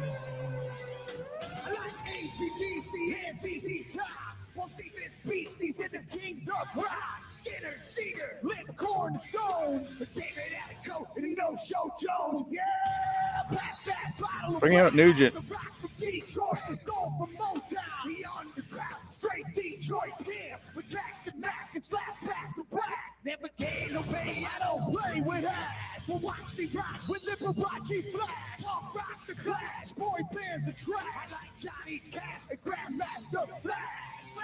Flash, flash. Oh, they call me cowboy. I'm a singer of black. Throw a fist in the air. Let me see where you at. Say fight, fight. Stay fighting, fight. Stay fighting, fight. Stay Trump, Trump. Yeah, you may be right about that. Too many.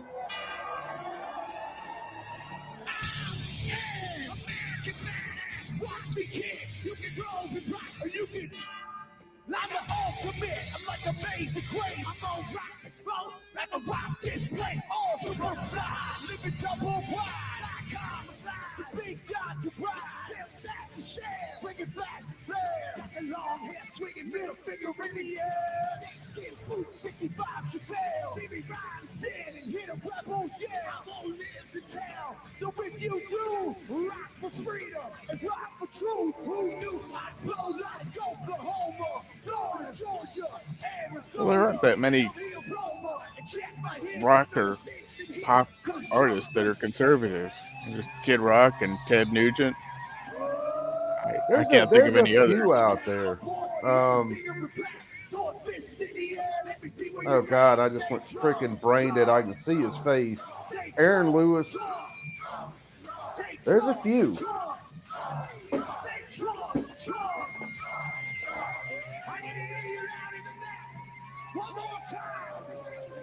Freaking out, what's his name that produces all his own music?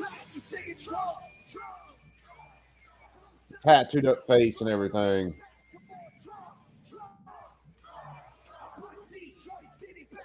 What?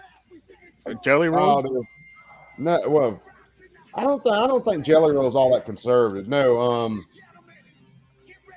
oh God, Tom McDonald. Yeah, Too Many Choices got it. Okay. But he does it because hell, he produces all his own music.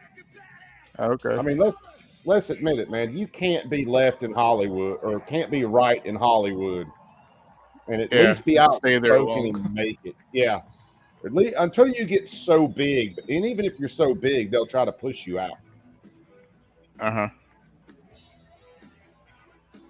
Right, Hollywood and basically the left's control over freaking music and movies and basically culture. Yeah. I mean, they keep that so controlled, it's not even funny. Now, that's why they're trying to destroy everything that used to be half-assed good. What's up, Brother Warsaw? A whole lot. You been watching the convention?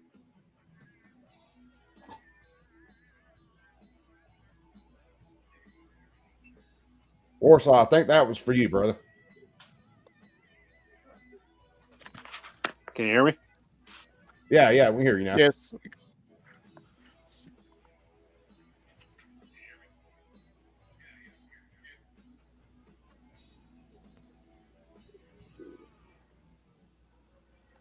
Jelly Roll's good, man. I got hooked on freaking Jelly Roll. Did Goon Bean slip in and I didn't see him? Oh, Dana White. This ought to be good. I'm going to turn this up. Good evening, ladies and gentlemen. I am Dana White. I am the CEO and president of the Ultimate Fighting Championship. So 2 weeks ago, I got a call from President Trump. Me too, Too Many Choices. I'd be willing to speak tonight. As usual, there was no pressure, no demands. He asked me as a friend, and of course, I said yes. Then, yeah, I've seen a little bit of his live stuff, man. His offer, he sent me a text message, and I just want to read to you a little piece of what President Trump wrote to me. Dana, I'm so honored that you will be doing the introduction at the National Republican Convention. Think of it as the biggest fight you ever had, a fight for our country and even the world. I only wish you didn't have to interrupt your family trip, but I hope they understand they love you and they know how important this is. Now think about this. This man's running for president of the United States. He's fighting for the future of this country, and he's concerned about interrupting my family trip. That's the President Trump that I know, a man who truly cares about people. I love Dana White sometimes, man. He don't give a shit. The narrative that he doesn't care about anyone but himself. I absolutely know that's not the truth because I've been friends with this guy for 25 years. And for the people who know me, they'll know this is true. I just want to make something very clear. Nobody in the Trump campaign has ever told me what to say. Nobody tells me what to say, and I'm nobody's puppet. He damn sure knows how to handle the media. And I'm not telling you what to think. I'm telling you what I know. And I know President Trump. I know President Trump is a fighter. I've been saying this since 2015. Now look at what's happened over the last 10 years. We have all seen it with our own eyes. Yeah, he can to I'm in me. the tough guy business. And this man is the toughest, most resilient human being that I've ever met in my life. The higher the stakes, the harder he fights, and this guy never, ever gives up. So what's at stake here? The answer is in President Trump's text, and I quote, "A fight for our country." I know why he's running for president again. Why else would he put himself through everything he's dealt with just to get back here? We all know he doesn't need this. This guy's got a great life. He has a beautiful family, and he has achieved everything that you could possibly achieve in life. I know President Trump is literally putting his life on the line for something bigger than himself, and he's willing to risk it all because he loves this country.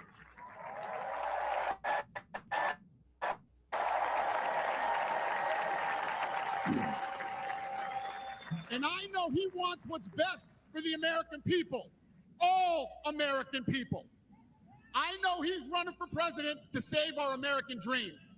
I'm living the American dream, and I know the American dream is very real. Whether you were born in this country or came here from someplace else, this is the last real land of opportunity. President Reagan once said, "Government's first duty is to protect the people, not run their lives." And if you're buried in government red tape, how will you ever start your own business? If you're I hear that struggling to me, pay your George. bills, how can you ever afford to start a family? And if you don't feel safe in your own town, why would you ever buy a house? I know that President Trump is fighting to save the American dream, and that's what's at stake in this election. We are choosing who we want to lead us in this fight. I know President Trump is a proven leader, a fearless leader, and this country was in a much better place when he was in the Oval Office. In my mind, the choice is clear. But this There's election, Goon Bean. we What's all up? get to choose. Brother Goon. I know I'm going to choose strength and security. I know I'm going to choose opportunity and prosperity. I know I'm going to choose real American leadership and a real American badass. Yeah, Bob, I feel that. And I'm not telling you what choice to make, and I'm not telling you what to think. I'm telling you what I know. I know America needs a strong leader, and the world needs a strong America. I know Donald J. Trump is the best choice for President of the United States. My fellow Americans, it is my honor to introduce the 45th and soon-to-be 47th President of the United States, Donald J. Trump. I'm going to crank this up a little bit more, and I'm going to mute myself during Trump's speech.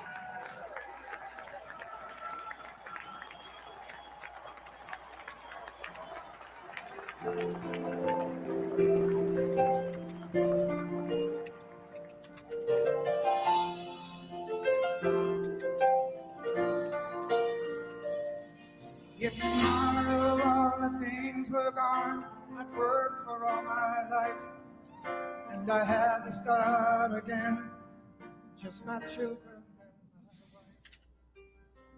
Thank my lucky stars to be living here today, 'cause our flag still stands for freedom, and they can't take it away. Well, unmute yourself, dumbass. Yeah, I'm going to turn this down till Trump hits the stage, but It'll be interesting to see what Trump says tonight. How he mentions the shooting.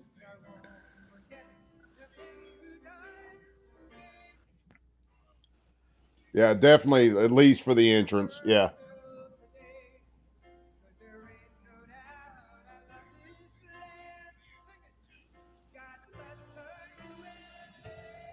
Oh, yeah, man. The walkout with the 50 Cent song, that's how he should have rolled it. That would have been hysterical. Hey, Coop, I got something for you, man. What's that? Check your phone. Little gift to me from you, man. Huh? Little gift from me to you. I see that, brother. Yep. You love it? Yep. Keep it as a screenshot for you, man. I definitely, I probably will.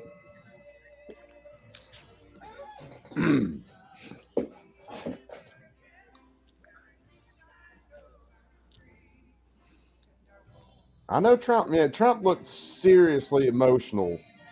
Especially Monday night. Well, after that incident, can you blame him? Yeah. I think he was No, I realizing can't a blame close him at verge of all. death. Yeah, no, I can't blame him at all. Oh, you shoot me through the freaking ear trying to hit me in the tater, I'm going to be emotional too. I might be a little bit more pissed off than him, though. He's a whole lot more gracious than I would have been. It's just embarrassing enough he's got that bandage on his ear, dude. Yeah, I would have been like, bring me his head. I have a gift for Kathy Griffith. Yeah.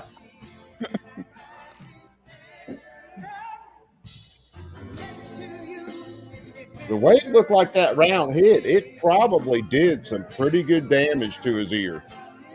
Well, at least it wasn't his fucking eardrum. Well, yeah, if it had been his eardrum, it had blown outside of his head. There was a video today someone posted. It was on Forbes of Trump walking into the hospital after he got shot. Yep. He had to get some stitches too. Oh yeah, like I said, it split his ear pretty damn good.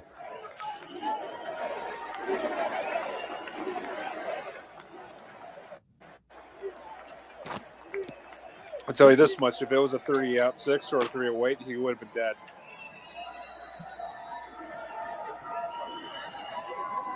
Thank God it wasn't.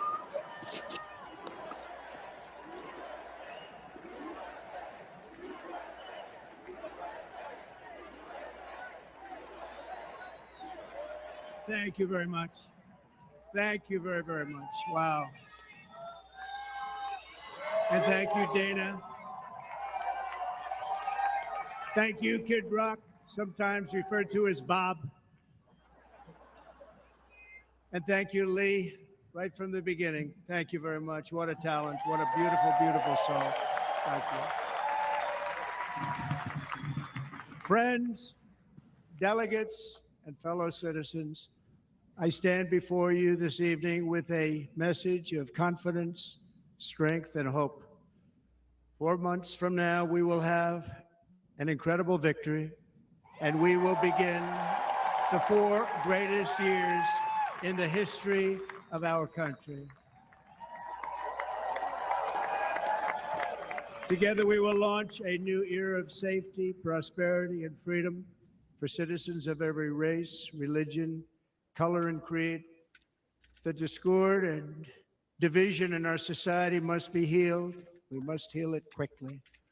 As Americans, we are bound together by a single fate and a shared destiny. We rise together or we fall apart. I am running to be president for all of America, not half of America, because there is no victory in winning for half of America. So tonight, with faith and devotion, I proudly accept your nomination for President of the United States. Thank you.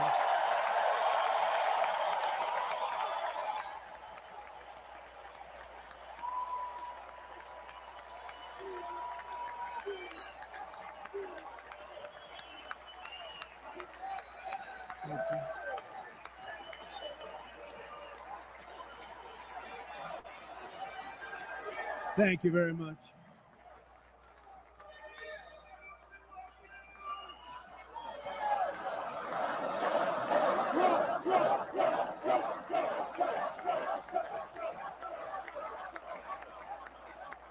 Thank you very much. And we will do it right. We're going to do it right. Let me begin this evening by expressing my gratitude to the American people for your outpouring of love and support following the assassination attempt at my rally on Saturday.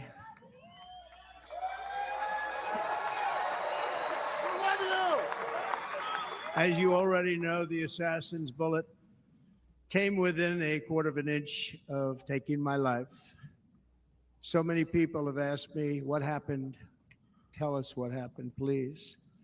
And therefore, I will tell you exactly what happened. And you'll never hear it from me a second time because it's actually too painful to tell. It was a warm, beautiful day in the early evening in Butler Township in the great Commonwealth of Pennsylvania. Music was loudly playing and the campaign was doing really well. I went to the stage and the crowd was cheering wildly. Everybody was happy. I began speaking very strongly, powerfully, and happily because I was discussing the great job my administration did on immigration at the southern border. We were very proud of it.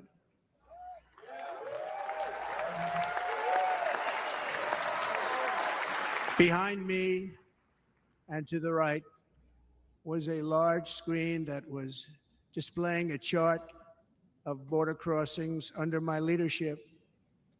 The numbers were absolutely amazing. In order to see the chart, I started to, like this, turn to my right and was ready to begin a little bit further turn, which I'm very lucky I didn't do, when I heard a loud whizzing sound and felt something hit me really, really hard on my right ear. I said to myself, wow, what was that? It can only be a bullet. And moved my right hand to my ear, brought it down. My hand was covered with blood, just absolutely blood all over the place. I immediately knew it was very serious, that we were under attack, and in one movement proceeded to drop to the ground. Bullets were continuing to fly as very brave Secret Service agents rushed to the stage, and they really did. They rushed to the stage.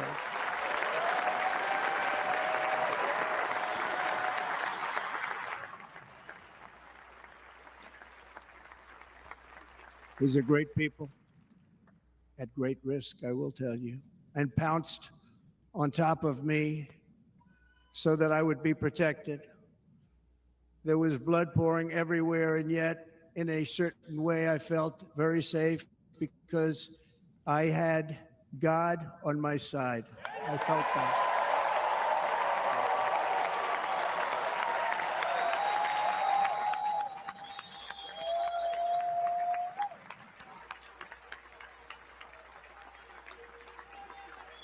The amazing thing is that prior to the shot, if I had not moved my head at that very last instant, the assassin's bullet would have perfectly hit its mark, and I would not be here tonight. We would not be together. The most incredible aspect of what took place on that terrible evening in the fading sun was actually seen later. In almost all cases, as you probably know, and when even a single bullet is fired, just a single bullet, and we had many bullets that were being fired, crowds run for the exits or stampede, but not in this case. It's very unusual.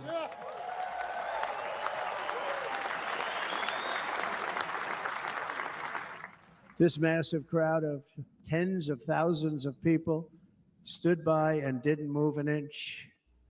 In fact, many of them bravely but automatically stood up looking for where the sniper would be. They knew immediately it was a sniper, and then began pointing at him. You can see that if you look at the group behind me. That was just a small group compared to what was in front. Nobody ran, and by not stampeding, many lives were saved. But that isn't the reason that they didn't move. The reason is that they knew I was in very serious trouble. They saw it. They saw me go down. They saw the blood and thought, actually most did, that I was dead. They knew it was a shot to the head. They saw the blood. And there's an interesting statistic. The ears are the bloodiest part. If something happens with the ears, they bleed more than any other part of the body. For whatever reason, the doctors told me that. And I said, why is there so much blood? He said, it's the ears. They bleed more. So we learned something, but they just, this beautiful crowd, they didn't want to leave me. They knew I was in trouble. They didn't want to leave me. And you can see that love written all over their faces.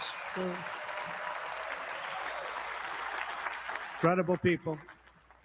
They're incredible people. Bullets were flying over us, yet I felt serene. But now the Secret Service agents were putting themselves in peril. They were in very dangerous territory. Bullets were flying right over them, missing them by a very small amount of inches. And then it all stopped. Our Secret Service sniper, from a much greater distance and with only one bullet used, took the assassin's life, took him out.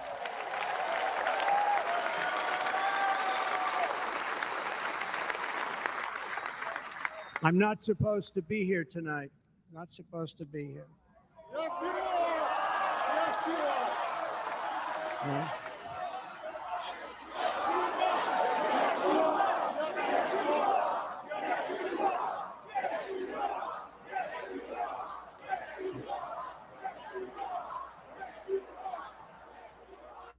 Thank you. But I'm not.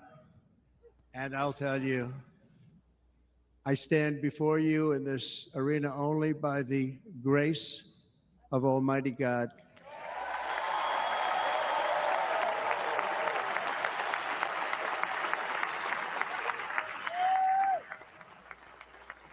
In watching the reports over the last few days, many people say it was a providential moment.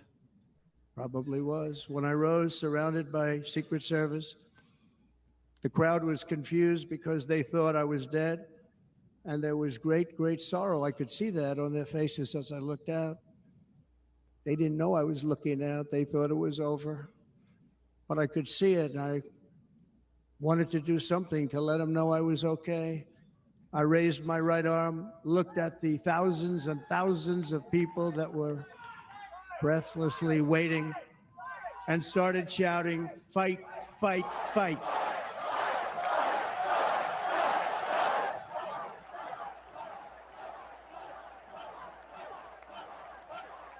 Thank you. Once my clenched fist went up,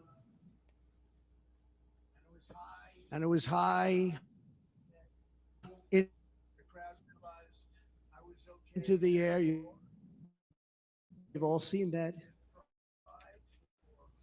With pride for our country, never heard before. Never heard anything like it.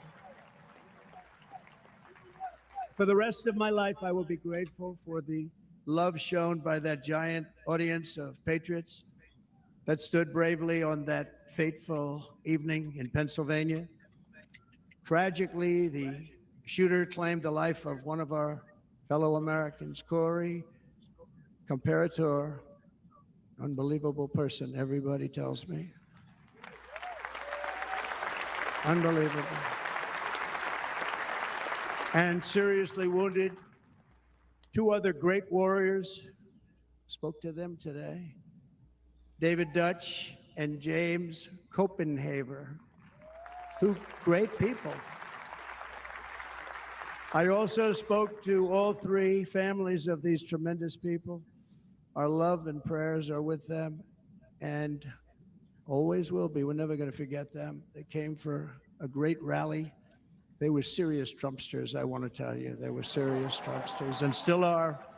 But Corey, unfortunately, we have to use the past tense. He was incredible. He was a highly respected former fire chief, respected by everybody. He was accompanied by his wife, Helen, incredible woman. I spoke to her today, devastated, and 2 precious daughters. He lost his life selflessly acting as a human shield to protect them from flying bullets. He went right over the top of them and was hit. What a fine man he was.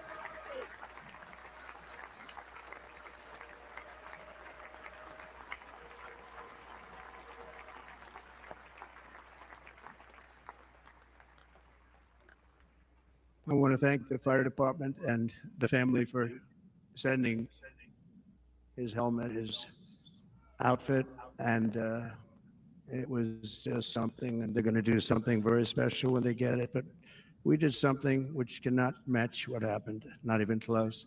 But I am very proud to say that over the past few days, we've raised $6.3 million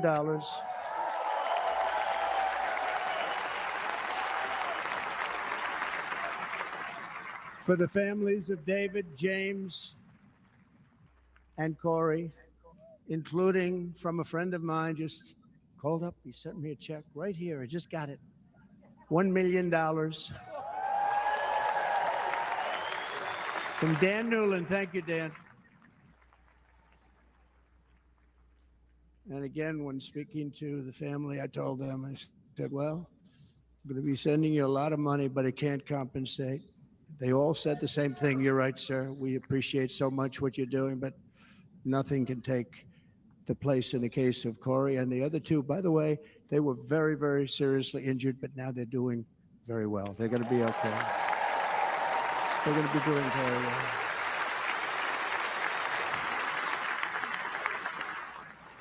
They're warriors. So now I ask that we observe a moment of silence in honor of our friend Corey.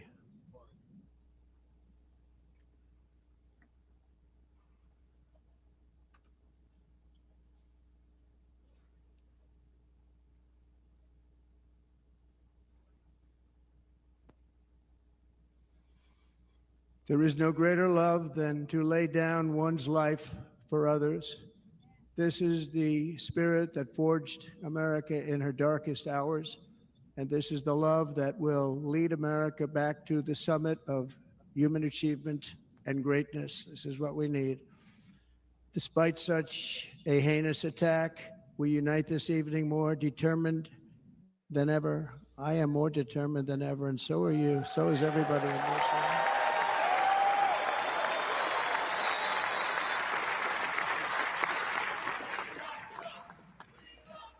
Thank you.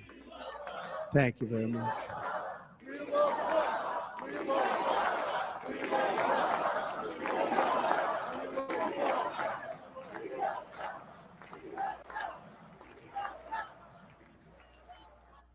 Our resolve is unbroken and our purpose is unchanged to deliver a government that serves the American people better than ever before.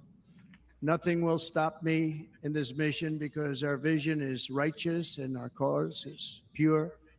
No matter what obstacle comes our way, we will not break, we will not bend, we will not back down, and I will never stop fighting for you, your family, and our magnificent country.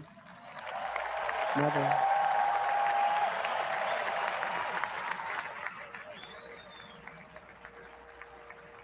And everything I have to give with all of the energy and fight in my heart and soul, I pledge to our nation tonight. Thank you very much. I pledge that to our nation. We're going to turn our nation around, and we're going to do it very quickly. Thank you.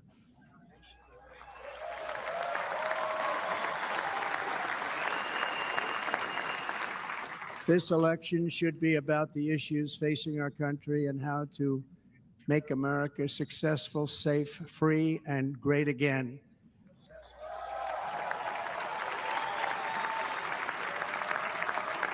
In an age when our politics too often divide us, now is the time to remember that we are all fellow citizens. We are one nation under God, indivisible, with liberty and justice for all.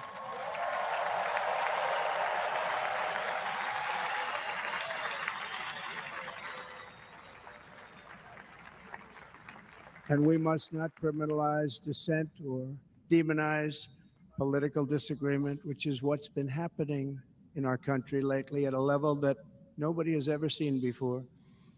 In that spirit, the Democrat Party should immediately stop weaponizing the justice system and labeling their political opponent as an enemy of democracy. Especially since that is not true. In fact, I am the one saving democracy for the people of our country.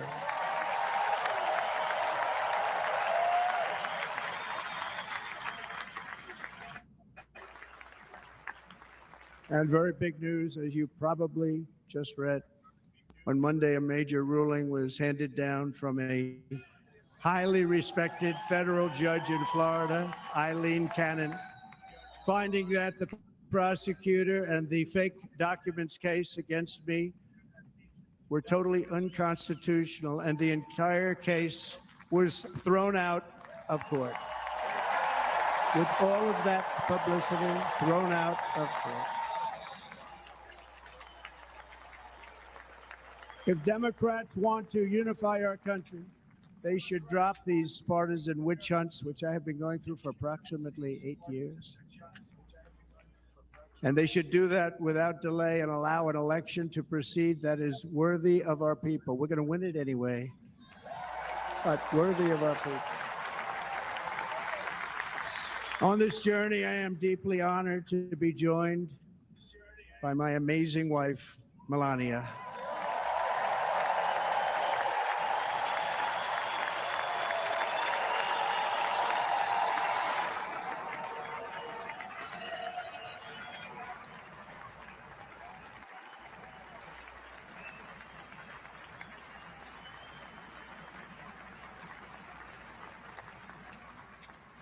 And Melania, thank you very much. You also did something really beautiful, a letter to America calling for national unity, and it really took the Republican Party by surprise. I will tell you, it was beautiful.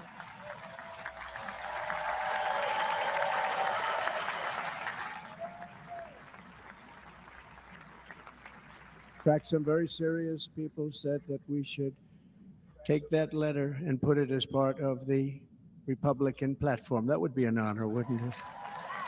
Right, Mr. Congressman? But it captivated so many. So I also want to thank my entire family for being here. Don, Kimberly, Ivanka and Jared, Eric and Lara, Tiffany and Michael, Barron. We love our Barron.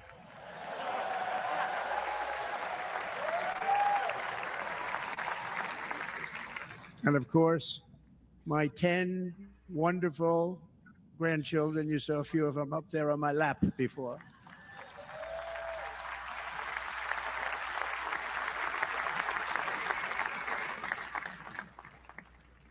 And how good was Dana?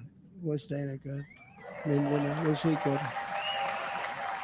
He was on probably the only vacation he's had in about maybe ever, if he works, but about 10 years with his wife, very far away. I won't tell you where, but very, very far away, beautiful place. And my people called and he said, yeah, I won't be able to do it. This is many, many years. I promised my wife I can't do it. And they came in, they said, Dana won't be able to do it because he was my first, second, and third choice. I said, well, that's too bad, but I understand he's away and it's good. It's good for him. And that was it. About 30 minutes later, she came back in, sir, Dana just called. He's going to do it. And his wife, she said, you can't turn him down. You just can't do it. You have to go. That's a good wife.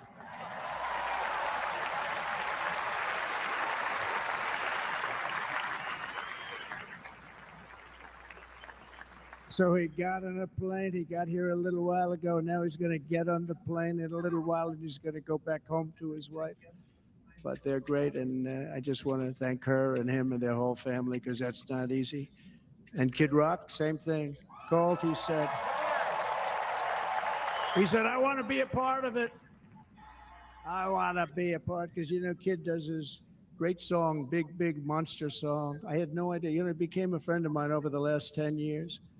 And he's amazing. Everyone loves him. I didn't even know how big he was. He has rallies, 35, 40,000 people he gets every time he goes out.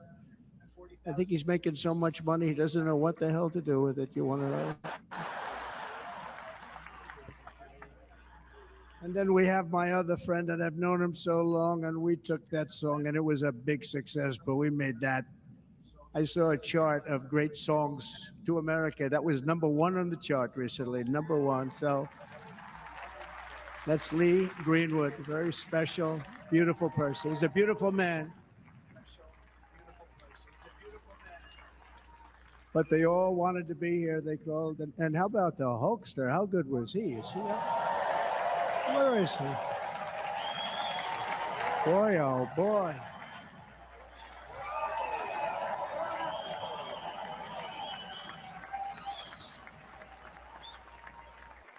They may call that entertainment. I know about entertainment, but when he used to lift a 350-pound man over his shoulders and then bench press him 2 rows into the audience, I say maybe entertainment, but he is one strong son of a gun. I will tell you, I watched it many times. There aren't a lot of entertainers that could do that, right?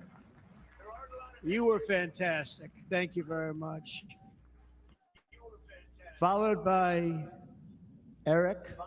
What was that all about? Boy, that was good. I didn't want to really come up here. But he was so great, and he's such a good young man. He went through a lot of trouble, and Don last night was incredible. He went through so much trouble. They got subpoenaed more than any people probably in the history of the United States. Every week they get another subpoena from the Democrats, crazy Nancy Pelosi, the whole thing, just boom, boom, boom. They've got to stop that because they're destroying our country. We have to work on making America great again, not on beating people.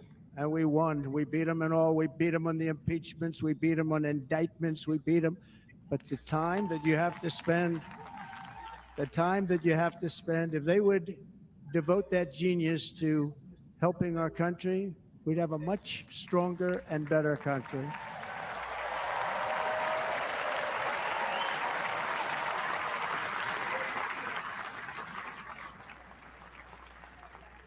And Jason, the biggest star in country music. Jason, thank you for being here. Jason, thank you very much. Jason Aldean, he's good. I like his wife even better, by the way. She's here. Thank you, Jason. But I'm thrilled to have a new friend and partner fighting by my side. The next Vice President of the United States, the current Senator from Ohio, J.D. Vance, and his incredible wife, Usha.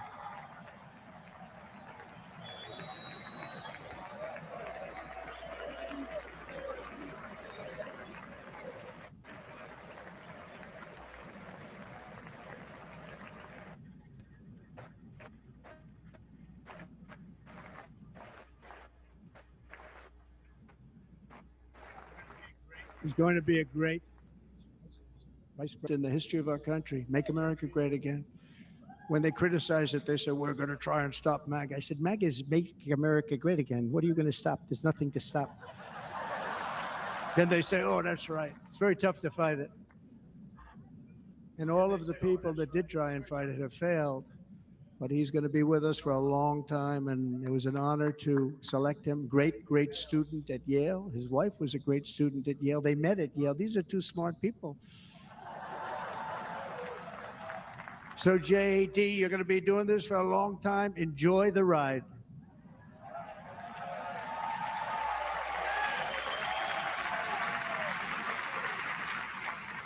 And a very special thank you to the extraordinary people of Milwaukee and the great state of... Oh, there they are. There they are. You are so easy to spot.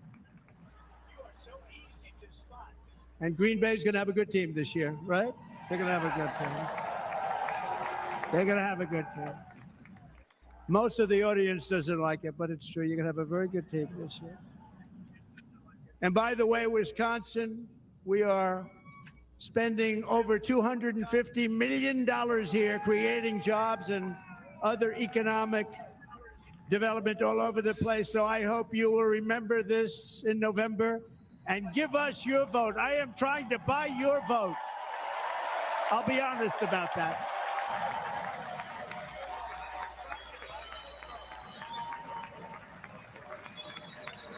And I promise we will make Wisconsin great again. We're going to make it. Thank you, Mr. Governor. Thank you very much. Thank you. I'm here tonight to lay out a vision for the whole nation, to every citizen, whether you're a young or old man or woman, Democrat, Republican, or independent, black or white, Asian or Hispanic. I extend to you a hand of loyalty and of friendship. Together, we will lead America to new heights of greatness like the world has never seen before. We were right there in the first term. We got hit with COVID. We did a great job. Nobody knew what it was, but nobody's ever seen an economy pre-COVID. And then we handed over a stock market that was substantially higher than just prior to COVID. Coming in, did a great job. Never got credit for that. We got credit for the war and defeating ISIS and so many things, the great economy, the biggest tax cuts ever, the biggest regulation cuts ever, the creation of Space Force, the rebuilding of our military. We did so much. We did so much. Right to try. Right to try is a big deal. We got right to try. They were trying to get that for 52 years. Somebody's terminally ill, and hopefully there's nobody in this audience, but it does happen a lot. They're terminally ill and they can't use our new space age drugs and other things that we are way ahead. We have the greatest doctors in the world, the greatest laboratories in the world, and you can't do it. They've been trying to get that approved for 52 years. Wasn't that easy? The insurance companies didn't want to do it. They didn't want the risk. The labs didn't want to do it because if it didn't work, people are pretty far down the line toward death. They didn't want to do it. The doctors didn't want to have it on their records, so I got everybody into an office. 52 years they tried. Sounds simple, but it's not. And I got them to agree that somebody that needs it will, instead of going to Asia, Europe, or someplace, or if you have no money going home and dying, just die. We got them to sign an agreement, agree to it, where they're not going to sue anybody. They're going to get all of this stuff. They're going to get it really fast. And what's happened is we're saving thousands and thousands of lives. It's incredible. Right to try. It's a great feeling. Under our leadership, the United States will be respected again. No nation will question our power. No enemy will doubt our might. Our borders will be totally secure. Our economy will soar. We will return law and order to our streets, patriotism to our schools, and importantly, we will restore peace, stability, and harmony all throughout the world. But to achieve this future, we must first rescue our nation from failed and even incompetent leadership. We have totally incompetent leadership. This will be the most important election in the history of our country. Under the current administration, we are indeed a nation in decline. We have an inflation crisis that is making life unaffordable, ravaging the incomes of working and low-income families, and crushing, just simply crushing our people like never before. They've never seen anything like it. We also have an illegal immigration crisis, and it's taking place right now as we sit here in this beautiful arena.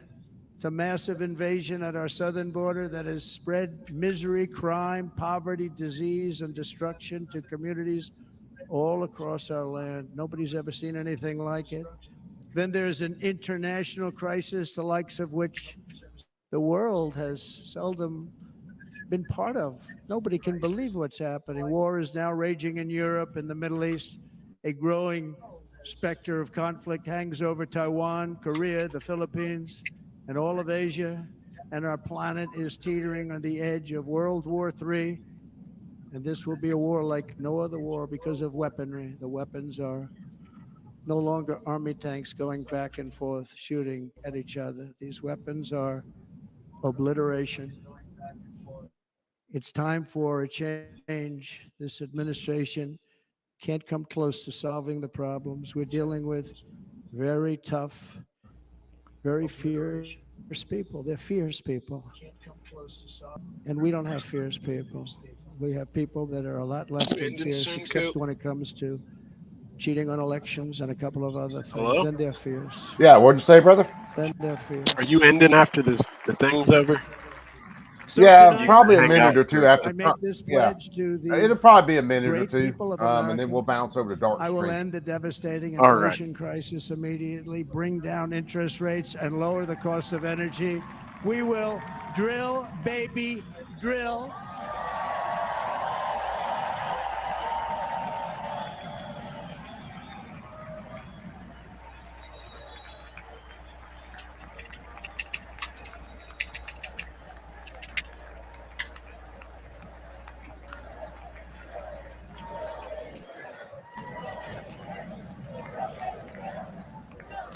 Can you believe what they're doing?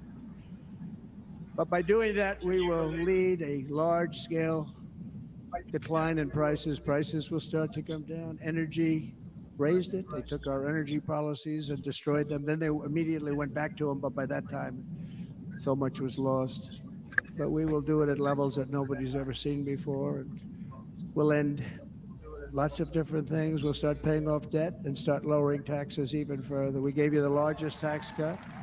We'll do it more.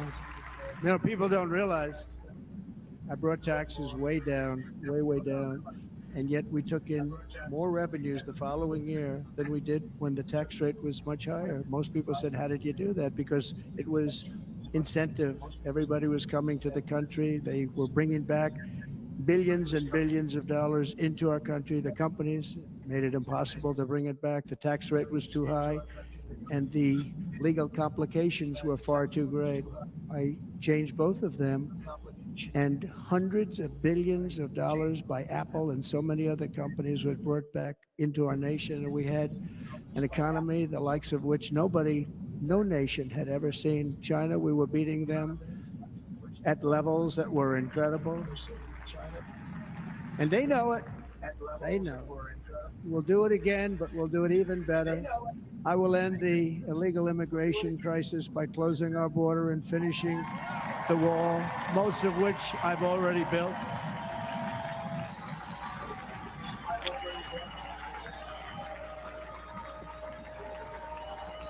On the wall, we were dealing with a very difficult Congress. And I said, oh, that's okay. We won't go to Congress. I call it an invasion.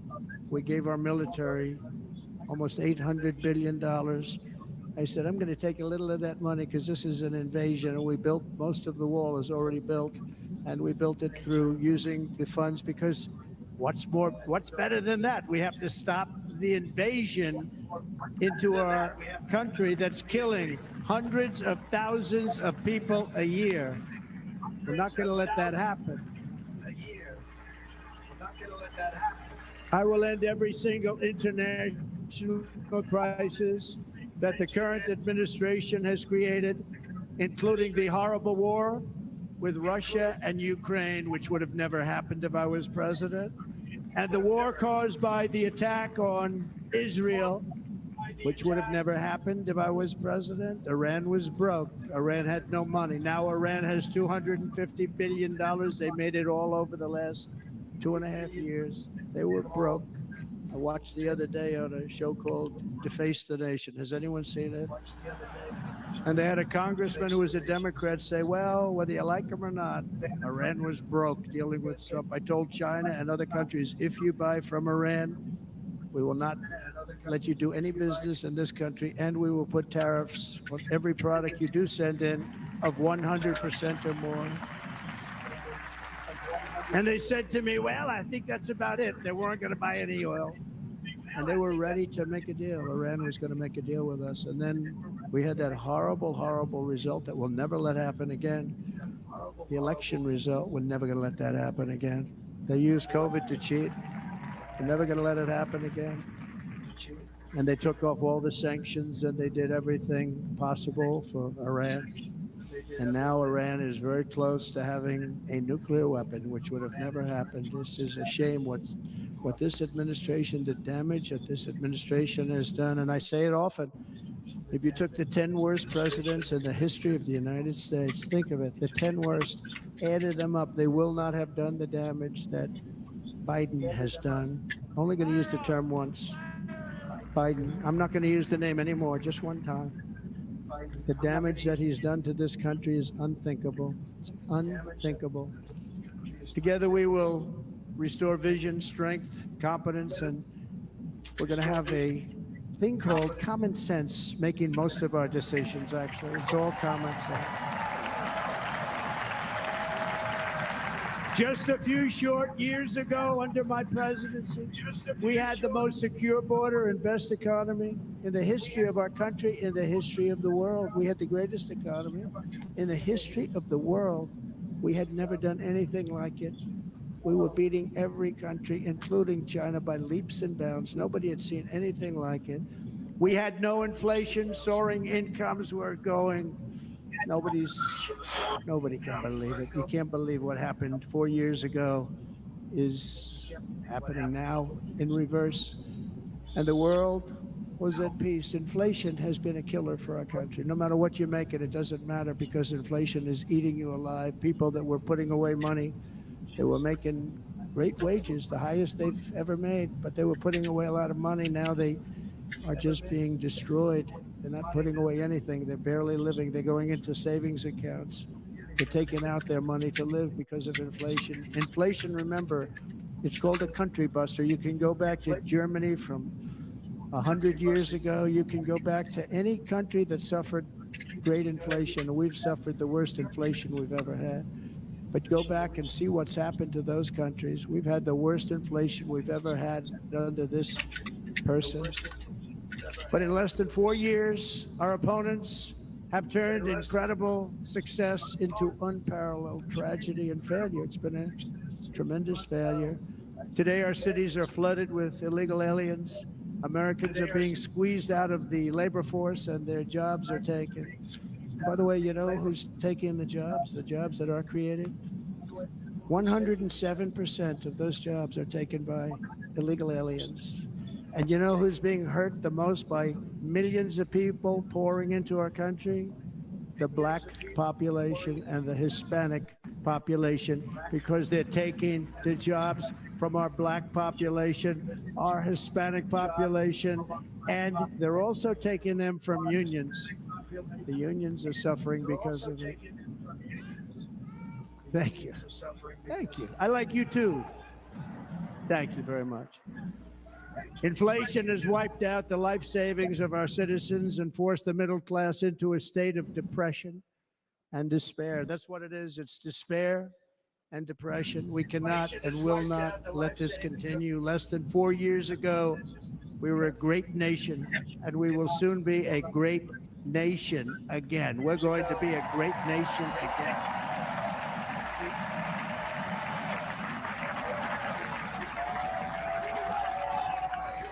Thank you. With proper leadership Every disaster we are now enduring will be fixed, and it will be fixed very, very quickly. So tonight, whether you've supported me in the past or not, I hope you will support me in the future, because I will bring back the American dream. That's what we're going to do. You don't even hear about the American dream anymore. With great humility, I am asking you to be excited about the future of our country. Be excited. Be excited.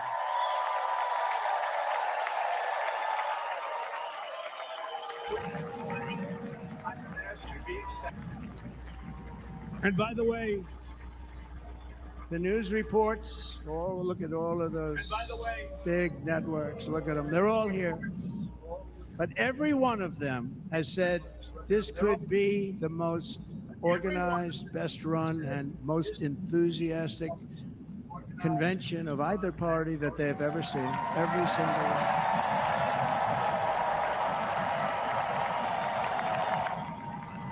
And it's true. It's true. And there's love in the room. There's great love in the room. It's true. And there's love in the room. There's great love in the room. So I better finish strong. Otherwise, we'll blow it. And we can't let that happen. Now, this was great. All of the great people that spoke, and everybody hit a home run. I mean, there's not one that I can think of where I said, oh, gee, that wasn't great. Every single person. I refuse to be the only one. Don't do that to me. They're already getting ready. See, I gave them an idea. Now, this was a great convention. I think we're actually going to go home and miss it. You know, usually with first of all, look at these crowds. You'd never have this at a convention. Look at these crowds.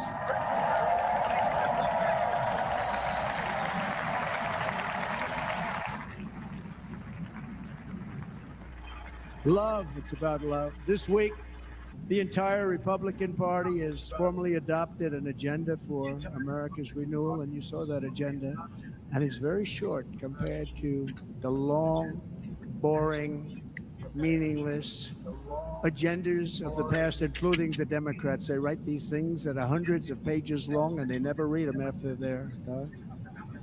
In their case, fortunately, they don't read them because they're pretty bad. It's a series of bold promises that we will swiftly implement when you give us a Republican House. And Mr. Speaker, thank you very much. We have our great Speaker of the House with us tonight. Mr. Speaker, thank you very much. Thank you. A Republican Senate, we have many senators here. And send me back to our beautiful White House just a few short months from now. We're talking about just months. It can't come fast enough. We have to get it done. First, we must get economic relief to our citizens. Starting on day one, we will drive down prices and make America affordable again. We have to make it affordable. It's not affordable. People can't live like this. Under this administration, our current administration, groceries are up 57%, gasoline is up 60 and 70%, mortgage rates have quadrupled. And the fact is, it doesn't matter what they are because you can't get the money anyway. You can't buy houses. Young people can't get any financing to buy a house. The total household costs have increased an average of $28,000 per family under this administration. Republicans have a plan to bring down prices and bring them down very, very rapidly. By slashing energy costs, we will in turn reduce the cost of transportation, manufacturing, and all household goods. So much starts with energy. And remember, we have more liquid gold under our feet than any other country by far. We are a nation that has the opportunity to make an absolute fortune with its energy. We have it, and China doesn't. Under the Trump administration, just 3.5 years ago, we were energy independent, but soon we will actually be better than that. We will be energy dominant and supply not only ourselves, but we will supply the rest of the world with numbers that nobody has ever seen, and we will reduce our debt, $36 trillion. We will start reducing that, and We will also reduce your taxes still further. Next, and by the way, they want to raise your taxes 4 times. Think of it. And all my life, I grew up watching politicians. I always loved politics. I guess I was on the other side. I'd watch and they were always talking about, we will give you a tax cut. We will give you a tax cut. My whole life, I was watching, I will give you a tax cut, right, Mr. Congressman? That's all they talked about. This is the only administration that said, we're going to raise your taxes by 4 times what you're paying now, and people are supposed to vote for them? I've never heard it. You're paying too much. We're going to reduce your taxes still further. We gave you the biggest one, as I said. We're going to give you more, and it's going to lead to tremendous growth. We want growth in our country. That's what's going to pay off our debt.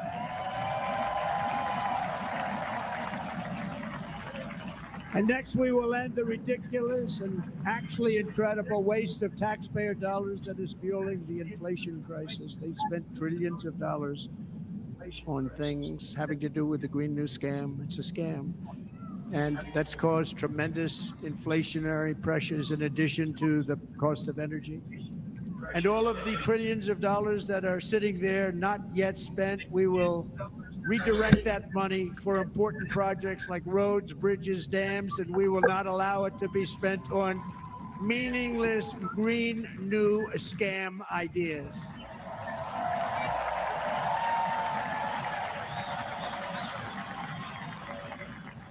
And I will end the electric vehicle mandate on day 1.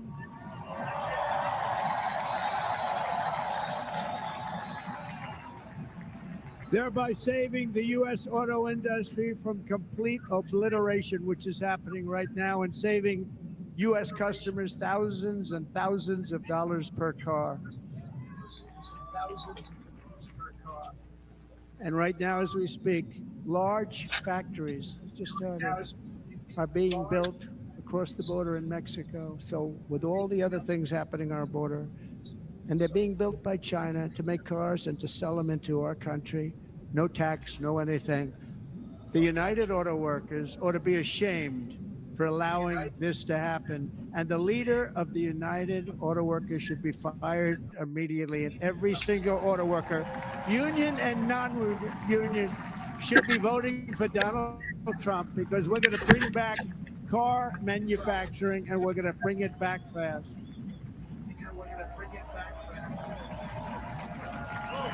They're building some of the largest auto plants anywhere in the world. Think of it, in the world. We're going to bring it back. We're going to make them. We don't mind that happening, but those plants are going to be built in the United States, and our people are going to man those plants.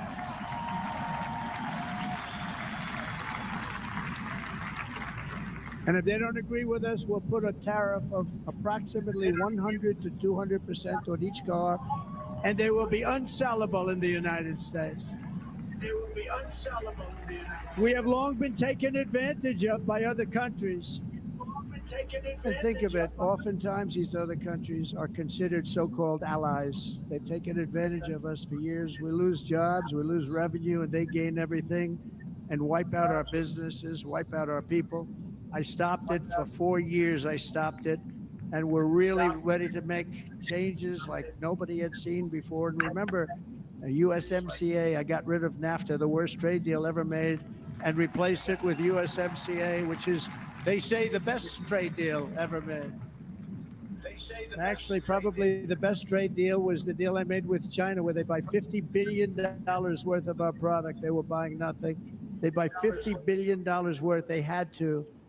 But I don't even talk about it because of COVID. I don't even mention it, frankly, because of what happened with the China virus.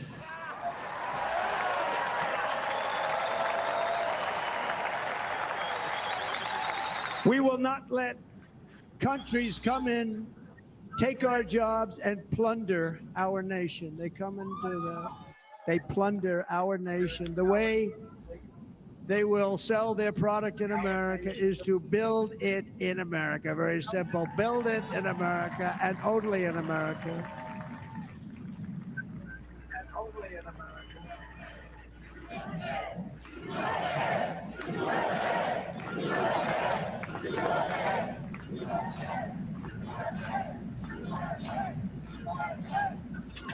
And this very simple formula, and Congress has to go along with us, and they will. This very simple formula will create massive numbers of jobs. We will take over the auto industry again, and many, many hundreds of thousands of jobs. We lost so many jobs over the years. If you go back 20, 25 years, they've stolen, going to China and Mexico, about 68% of our auto industry manufacturing jobs. We're going to get them all back. We're going to get them all back, every one of them.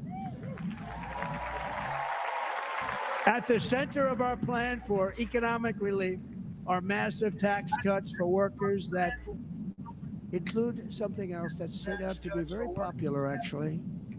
Here it's very popular in this building and all those hotels that I saw that are so nice. I'm staying in a nice one.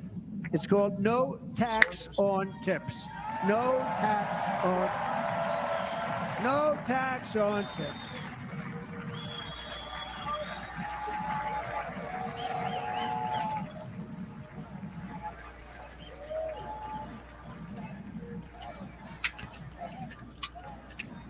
I got that by having dinner recently in Nevada, where we're leading by about 14 points. Hello. I'll see you there very soon, everybody. Now we're having dinner at a beautiful restaurant in the Trump building on the Strip, and it's a great building, and the waitress comes over. How's everything going? A really nice person. How's everything? Oh, sir, it's so tough. The government's after me all the time on tips, tips, tips. I said, well, they give you cash. Would they be able to find him? She said, actually, I didn't know this. She said, very little cash is given. It's all put right on the check. And our money, it's just ridiculous. And they don't believe anything we say. And they've just hired, as you know, 88,000 agents to go after him even more. And I said, this shows the level of my, most people go out, they hire consultants, they pay them millions of dollars. But I said to her, let me just ask you a question. Would you be happy if you had no tax on tips? She said, what a great idea. I got my information from a very smart waitress. That's better than spending millions of dollars. And everybody loves it. Waitresses and caddies and drivers and everybody's a large group of people that are being really hurt badly. They make money, let them keep their money. I'm going to protect Social Security and Medicare. Democrats are going to destroy Social Security and Medicare because all of these people, by the millions they're coming in, they're going to be on Social Security and Medicare and other things, and you're not able to afford it. They are destroying your Social Security and your Medicare. Under my plan, incomes will skyrocket, inflation will vanish completely, jobs will come roaring back, and the middle class will prosper like never, ever before, and we're going to do it very rapidly.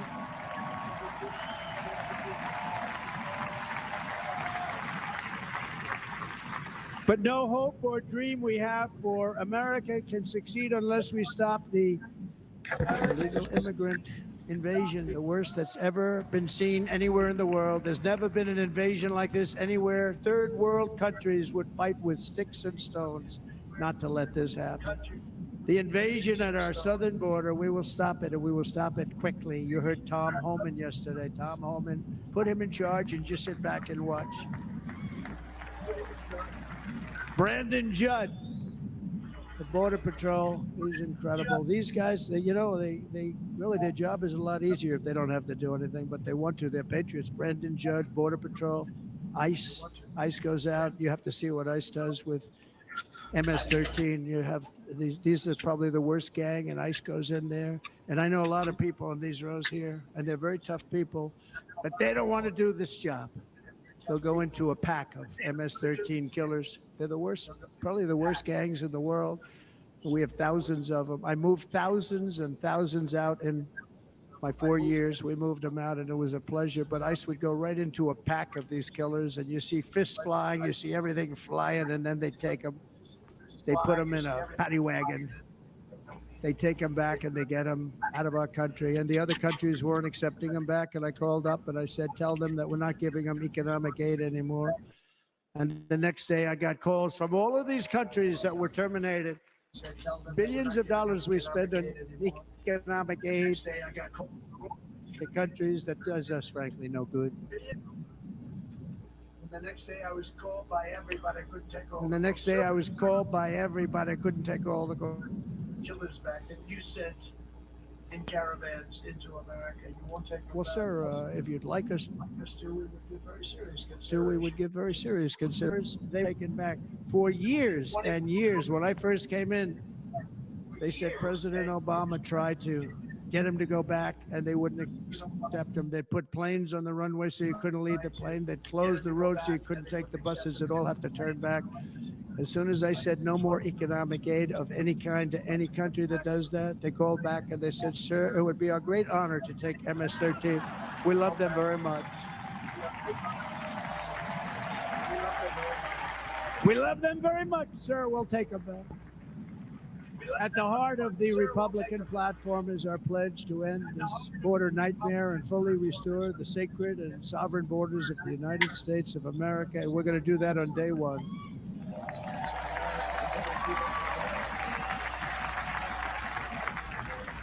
That means two things on day one, right? Drill, baby, drill, and close our borders.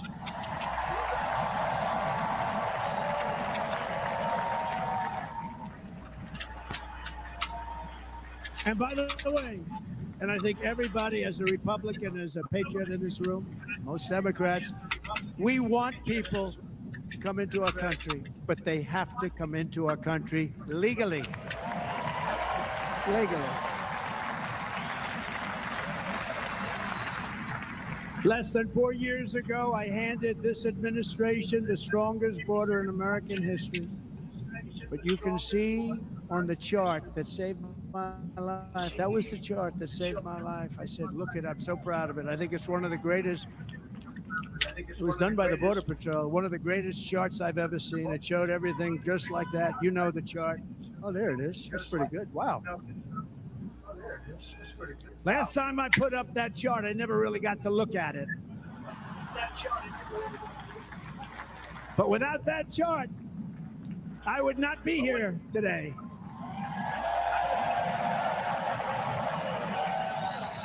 Never got to look at it.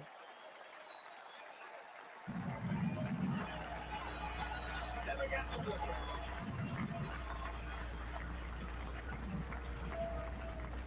I said, you got to see this chart. I was so proud of it. And by the time I got to there, I never got to see it that day. But I'm seeing it now, and I was very proud. If you look at the arrow in the bottom, that's the lowest level, the one on the bottom, heavy red arrow. That's the lowest level of illegal immigrants ever to come into our country in recorded history, right there. Right there. And that was my last week in office.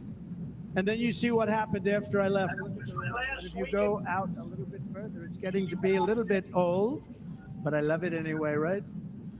But you can go much higher with those numbers. Yo, Coop. Right after that, I'll catch you later. I'm going to bed. I've been up till 5 a.m. every day for the last fucking 3 days. I'm gone. All right, Gabber, take it easy, brother. Have a nice day, Coop. See ya. You too, brother. They took over our country. We ended all catch and release. We shut down asylum fraud, stopped human trafficking, and forged historic agreements to keep illegal aliens on foreign soil. We want them to stay on their soil. Under the Trump administration, if you came in illegally, you were apprehended immediately and you were deported. You went right back. The current administration terminated every single one of those great Trump policies that I put in place to seal the border. I wanted to seal border. Again, come in, but come in legally. You know how unfair it is? So many people, hundreds of thousands of people, have been working for years to come into our country. And now they see these people pour into our country at levels that are unprecedented. It's so unfair. And we're not going to do it. We're not going to stand for it. They suspended wall construction, ended remain in Mexico. Their policy, remain in Mexico. You think that was easy to get from the Mexican government? But I said, you must give it to us. If you don't give it to us, there will be repercussions. And they gave it to us. Not easy. Canceled our Safe Third agreements. Demolished Title 42, implemented nationwide catch and release. That's catch and release, where we catch them and release them into our country. we catch them and release them into Mexico. There's a slight difference. And took 93, this is the previous administration, 93 executive actions to throw open our border to the world. The entire world is pouring into our country because of this very foolish administration. The greatest invasion in history is taking place right here in our country.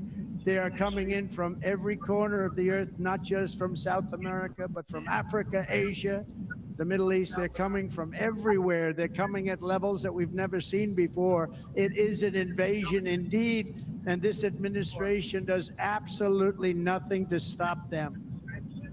They're coming from prisons. They're coming from jails. They're coming from mental institutions and insane asylums. The press is always on me because I say this. Has anyone seen Silence of the Lambs? Has anyone seen Silence? The late, great Hannibal Lecter. The late, great. We'd love to have you for dinner. We'd love to have you for dinner. That's insane asylums. They're emptying out their insane asylums. And terrorists are coming in at numbers that we've never seen before. Bad things are going to happen. Meanwhile, our crime rate is going up while crime statistics all over the world are going down because they're taking their criminals and they're putting them into our country. A certain country, and I happen to like the president of that country very much, but he's been getting great publicity because he's a wonderful shepherd of the country. He says how well the country's doing because their crime rate is down. And he said he's training all of these rough people. They're rough. He's training them. And I've been reading about this for 2 years. I think, oh, that's wonderful. Let's take a look at it. But then I realized he's not training them. He's sending all of his criminals, his drug dealers, his people that are in jails, he's sending them all to the United States. And he's different in that he doesn't say that. He's trying to convince everybody what a wonderful job he does in running the country. Well, he doesn't do a wonderful job. And by the way, if I ran one of the countries, many countries from all over, I would be worse than any of them. I would have had the place totally emptied out already.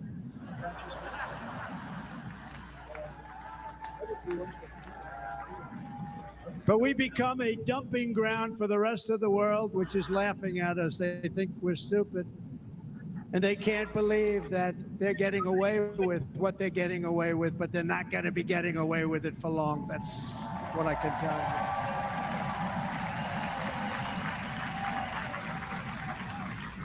you. In Venezuela, Caracas, high crime. Caracas, Venezuela. Really a dangerous place, but not anymore. Because in Venezuela, crime is down 72%. In fact, if they would ever win this election, I hate to even say that, we will have our next Republican convention in Venezuela because it will be safe. Our cities will be so unsafe, we won't be able. We will not be able to have it there. In El Salvador, murders are down by 70%. Why are they down? Now, he would have you convinced that because he's trained murderers to be wonderful people. No. They're down because they're sending their murderers to the United States of America. This is going to be very bad. And bad things are going to happen, and you're seeing it happen all the time. That's why, to keep our families safe, the Republican platform promises to launch the largest deportation operation in the history of our country.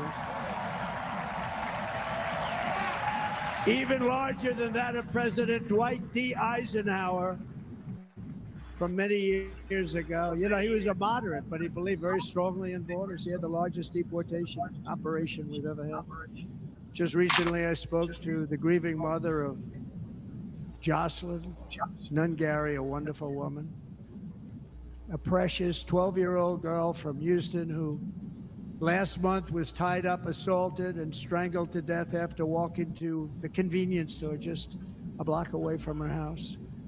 Her body was dumped near the side of the road in a shallow creek, found by some onlookers who couldn't believe what they had witnessed.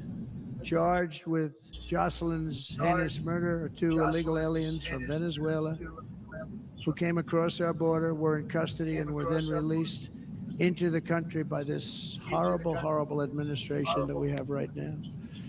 I also met recently with the heartbroken mother and sister of Rachel Morin. Rachel was a 37-year-old mom of 5 beautiful children who was brutally raped and murdered while out on a run. She wanted to keep herself in good shape. It was very important to her. She was murdered. The monster responsible first killed another woman in El Salvador before he was led into America by the White House. This White House let them in. He then attacked a 9-year-old girl and her mother in a home invasion in Los Angeles before murdering Rachel in Maryland. Traveled all throughout the country, doing tremendous damage. Rachel's mother will never be the same. I spent time with her. She will never be the same. I've also met with the wonderful family of Laken Riley, the brilliant 22-year-old nursing student. She was so proud of being first in her class, who was out for a jog on the campus of the University of Georgia when she was assaulted, beaten, and horrifically killed. Yet another American life was stolen by a criminal alien set free by this administration. And these were incredible people we're talking about. These were incredible people who died. Tonight, America, this is my vow. I will not let these killers and criminals into our country.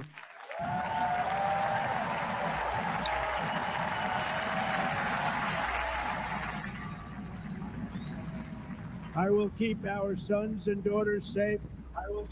As we bring security to our streets, we will help bring stability to the world. I was the first president in modern times to start no new wars. You know, we were the toughest, we were the most respectful. And you saw this. Hungry, strong country, run by very powerful, tough leaders, tough guy. Press doesn't like him because he's tough. And he came out recently. They were asking him at an interview, the whole world is exploding. What's happening? What's going on? Viktor Orban, Prime Minister of Hungary, very tough man.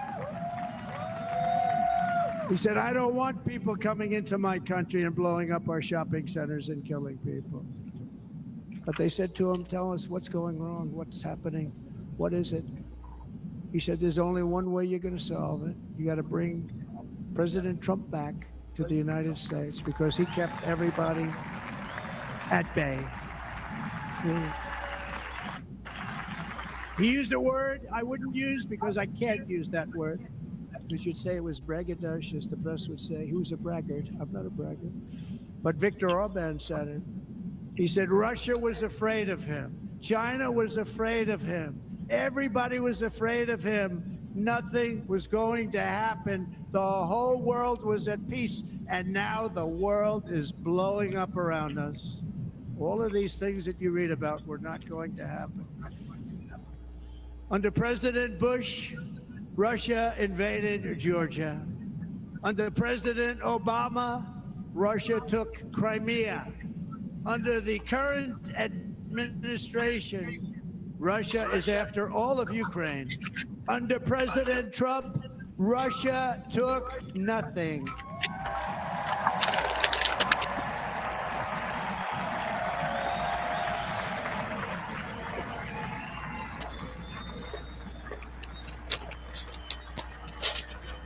We defeated 100% of ISIS in Syria and Iraq, something that was said to take 5 years, sir. It'll take 5 years, sir.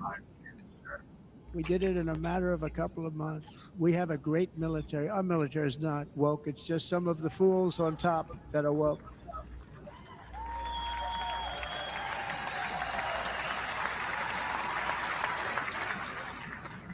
I got along very well. North Korea, Kim Jong-un, I got along very well with him. The press hated when I said that. How could you get along with him? Well, you know, it's nice to get along with somebody who has a lot of nuclear weapons or otherwise, isn't it? See, in the old days, they'd say, that's a wonderful thing. Now they say, how could you possibly do that? But no, I got along with them, and we stopped the missile launches from North Korea. Now North Korea is acting up again, but when we get back, I get along with him. He'd like to see me back, too. I think he misses me, if you want to know the truth. Our opponents inherited a world at peace and turned it into a planet of war. We're in a planet of war. Look at that attack on Israel. Look at what's happening with Ukraine. The cities are just bombed out. How can people live like that where buildings, massive buildings, are falling to the ground? It began to unravel with the disastrous withdrawal from Afghanistan, the worst humiliation in the history of our country. We have never had a humiliation like that. 13 heroic U.S. service members were tragically and needlessly killed. 45 others were horrifically wounded. Nobody ever talks about them. No arms, no legs, face explosions, horrifically wounded. And by the way, we have a man in this room who's running for the U.S. Senate from a great state, Nevada, named Sam Brown, who paid the ultimate price. Thank you, Sam. Thank you, Sam. Thank you. He paid the biggest price probably ever paid by anybody that is running for office, and I think he's going to do great. He's running against a person that is not good, not respected, a total lightweight. But Sam, I think, paid, really, we were talking about it with some of the senators that are working so hard for Sam, but he paid the biggest price of any senator ever to run for the Senate. I don't think anybody's ever what he did. He was a real hero, a really great person. And he's running, and I hope that everybody gets out and votes for Sam Brown.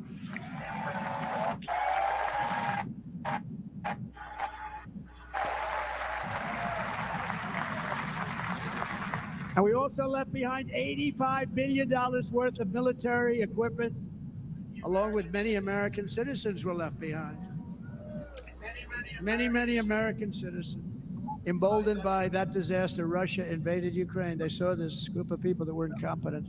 We took the soldiers out first. No, we're going to take the soldiers out second. If they would have followed my plan, we had a great plan. But the plan only kicked in if they did everything perfectly, and they weren't doing things perfectly, so we said it doesn't kick in. 18 months in Afghanistan, we didn't have one, so they were killing them left and right, snipers. And I spoke to the head of the Taliban. You've heard this story. Abdul, still there, still the head of the Taliban. The press got on me. Why would you speak to him? I said, because that's where the killing is. I don't have to speak to somebody that has nothing to do with it. And I told him, don't ever do that. Don't ever do that again. Don't ever do that again. You got to stop. Because during the Obama administration, many great people and soldiers, a lot of soldiers were being killed from long distance. I said, if you keep doing that, you're going to be hit harder than anybody's ever been hit by a country before.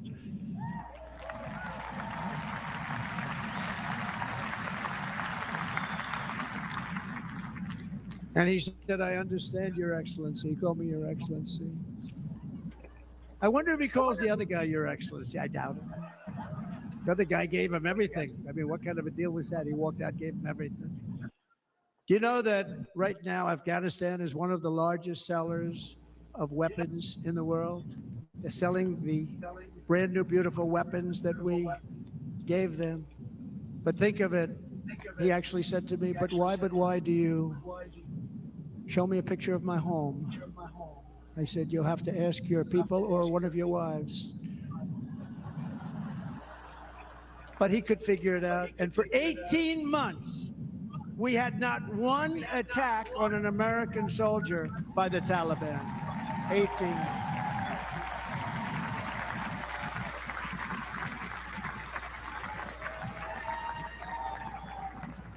And then we had that horrible day where soldiers were killed. I was not there because of a ridiculous election. But we had that horrible attack. And they also gave up Bagram, one of the biggest bases anywhere in the world, air bases anywhere in the world, the longest runways, most powerful, hardened, thickened runways. We gave it up.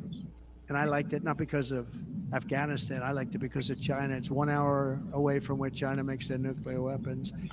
And you know who has it now? China has it now. We were keeping that. And now China is likewise circling Taiwan, and Russian warships and nuclear submarines are operating 60 miles off the coast in Cuba. Do you know that? No, the press refuses to write about it. If that were me running this country and we had nuclear submarines in Cuba, I will tell you that the headlines every day would be, what's wrong with our president? You don't even hear this. You're not hearing about this. Russia has nuclear submarines and warships 60 miles away, Mr. Congressman, from Miami, by the way, happens to be here. Correct? In Cuba. That would not be stood for if it were somebody else. They don't want to mention it, but now maybe they will. And the entire world, I tell you this, we want our hostages back, and they better be back before I assume office, or you will be paying a very big price.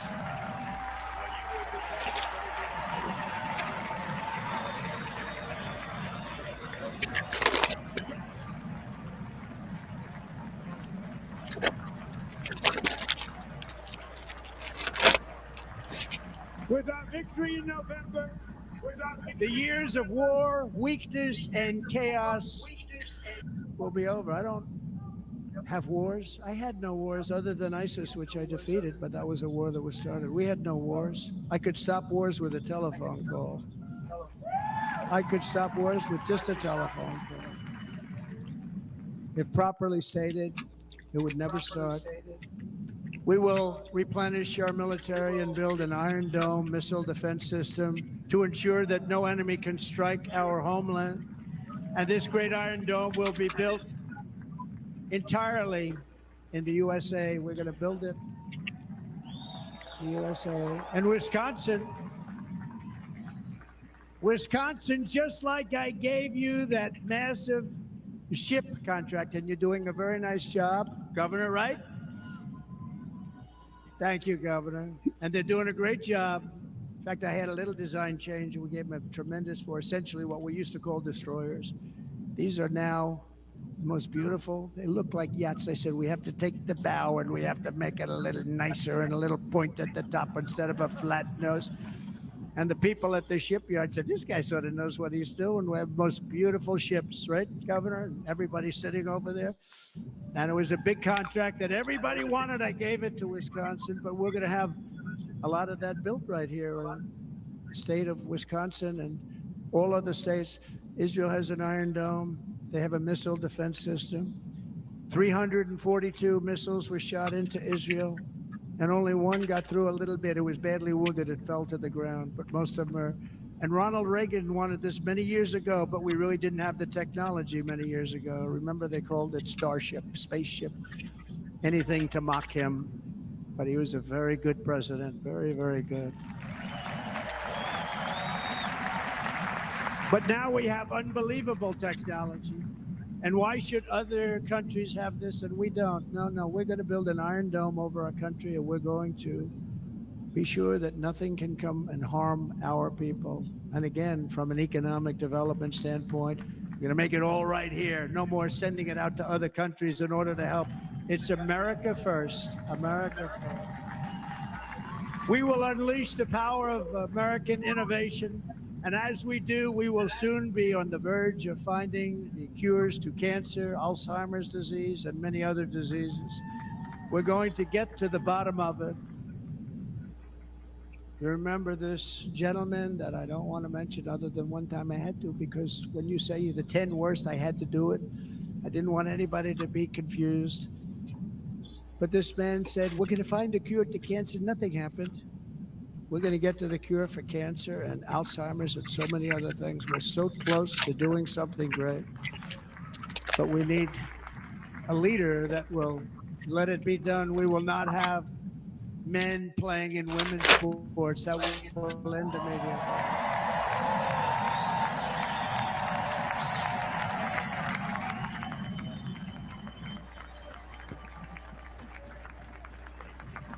And we will restore and renovate our nation's once great cities, making them safe, clean, and beautiful again.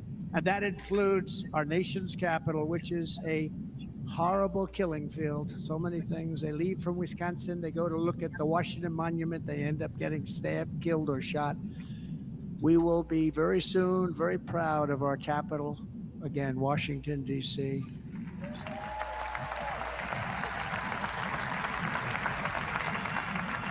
America is on the cusp of a new golden age, but we will have the courage to seize it. We're going to take it. We're going to make it a current. I mean, we're going to bring this into a golden age like never seen before. Remember this, China wants to do it. Japan wants to do it. All of these countries want to do it. We have to produce massive amounts of energy if we're going to produce the new, if you look at some of the things that have been done and some of the things that we're going to do, but AI needs literally twice the electricity that's available now in our country. Can you imagine? But instead, we're spending places where they recharge electric cars. They built 8 chargers at a certain location toward the Midwest. 8 chargers for $9 billion. Think of them as a tank for filling up your gas. Think of it. They spent $9 billion on 8 charges, 3 of which didn't work. And if you were going to do this all over our country, this crazy electric mandate, if you're going to do this, and by the way, I'm all for electric. They have their application. But if somebody wants to buy a gas-powered car, gasoline-powered car, or a hybrid, they're going to be able to do it. And we're going to make that change on day 1.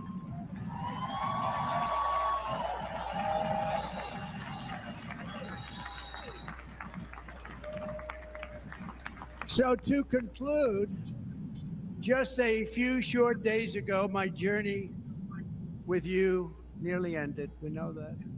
And yet, here we are tonight, all gathered together, talking about the future, promise, and a total renewal of a thing we love very much. It's called America. We live in a world of miracles. None of us knows God's plan or where life's adventure will take us. I want to thank Franklin Graham for being here tonight. He's an outstanding man. He wrote me a note recently. I have a lot of respect for him. Sir, I love your storytelling. I think it's great in front of these big rallies. But sir, please do me one favor. It won't make any difference. Please don't use any foul language. I was a little embarrassed. I said, he said, it won't make any difference. Actually, it does. The story's not quite as good, but I've been very good. The story is not quite as good, to be honest. I've got to have a little talk with Franklin, but he was great. He's a great gentleman. His father was so incredible, Billy Graham. My father used to love taking me to see Billy Graham. My father would take me to see Billy Graham at Yankee Stadium. He had the biggest rallies you've ever seen. He was a good rally guy, too. But he'd get up, and he was a fantastic guy. My father loved Billy Graham. But I love Franklin Graham. I think Franklin's been fantastic. And I'm just working so hard to adhere to his note to me. I'm working hard on it, Franklin. But if the events of last Saturday make anything clear, it is that every single moment we have on earth is a gift from God.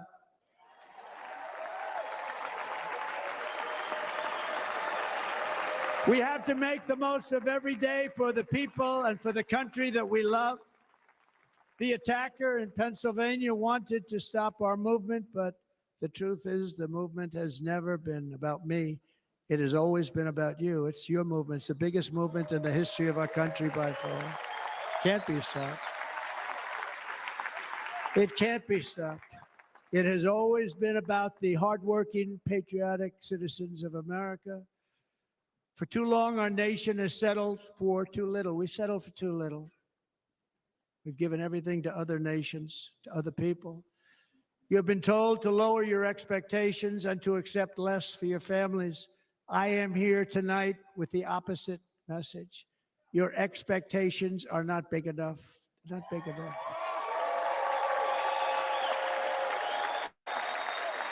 It is time to start expecting and demanding. Did he cover the best shooting coup? leadership in the world, leadership that is bold, dynamic, relentless, and fearless. We can do that. Yeah. He talked about it earlier. Ambition is our heritage. What did he say? Greatness And then is our birth. talk for a little while and then as hit it long kind as of our again for a energies little are bit. spent fighting What did he think about it? out of reach, and that's and use it to realize our country's true potential and write our own thrilling chapter of the American story. We can do it together. We will unite. We are going to come together. He didn't just drill down on it. Success will bring us together. He told the story of it, what he was doing, what chart he was looking at. It is well, a he did story that of the love, second time. Sacrifice, and so no, many he did other it the first things. time, and then the charts came up later, and he talked about it some too. Devotion. But he didn't just go wild on it, man. Our American ancestors. Did he say anything about Jesus? Survived the icy winter at Valley Forge and defeated a mighty empire. You know, after all this, I'd have to really go back and look. I do think he said it was. Did mention they it was kind of divine thousands intervention of miles across a dangerous that bullet didn't hit him frontier, between the eyes. Taming the wilderness to build a life and a magnificent home for their family. They packed their families into covered wagons, trekked across hazardous trails, scaled towering mountains, and braved rivers and rapids to stake their claim on the wide open, new, and very beautiful frontier.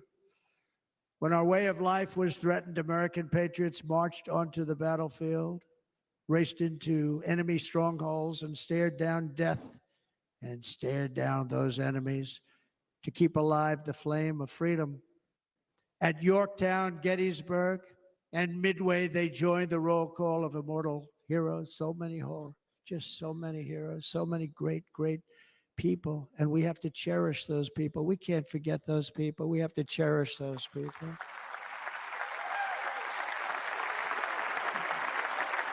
And building monuments to those great people is a good thing, not a bad thing. They saved our country. No challenge was too much. No hardship was too great. No enemy was too fierce. Together, these patriots soldiered on and endured, and they prevailed because they had faith in each other, faith in their country, and above all, they had faith in their God.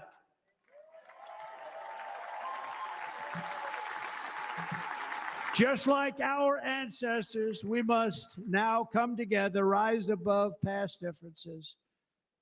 Any disagreements have to be put aside and go forward, united as one people, one nation, pledging allegiance to one great, beautiful, I think it's so beautiful, American flag.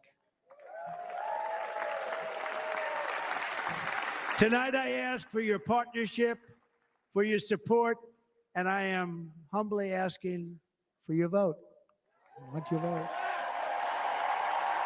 It's going to make our country great again. Every day I will strive to honor the trust you have placed in me, and I will never, ever let you down. I promise that. I will never let you down.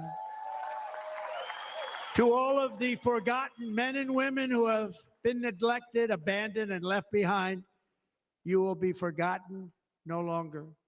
We will press forward, and together we will win, win, win.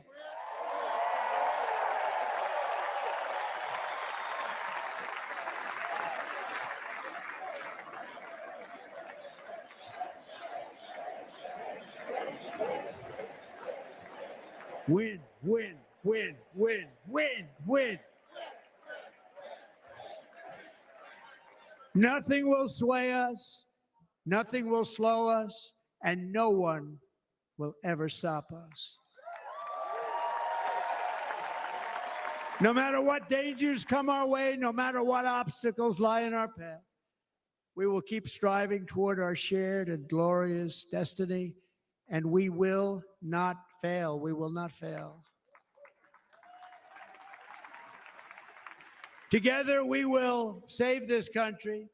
We will restore the republic, and we will usher in the rich and wonderful tomorrows that our people so truly deserve.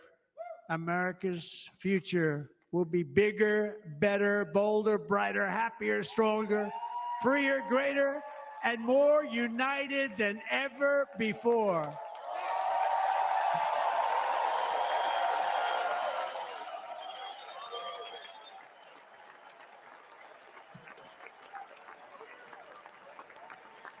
And quite simply put, we will very quickly make America great again. Thank you very much. Thank you very much, Wisconsin. God bless you. God bless you, Wisconsin, and God bless the United States of America, our great country. Thank you very much, everybody. Thank you.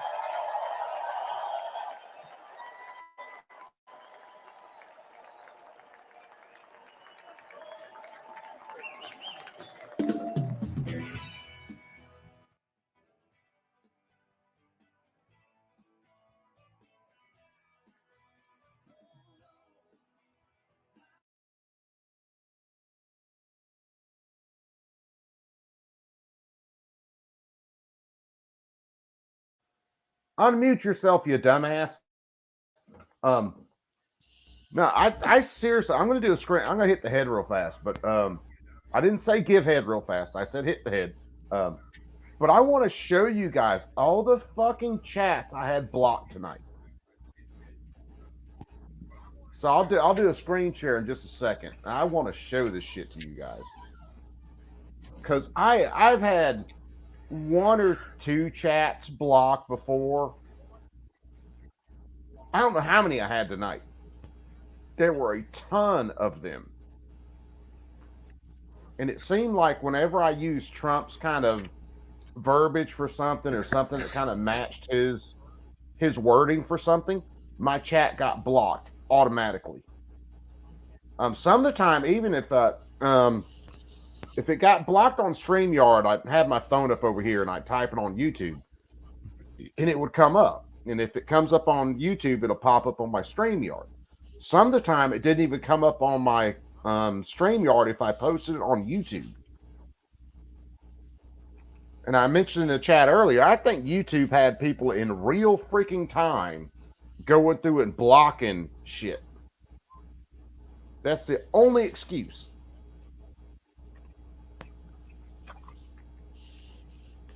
So give me just a sec. I'll be back. We'll close this out in just a minute, and then we'll head to Darks.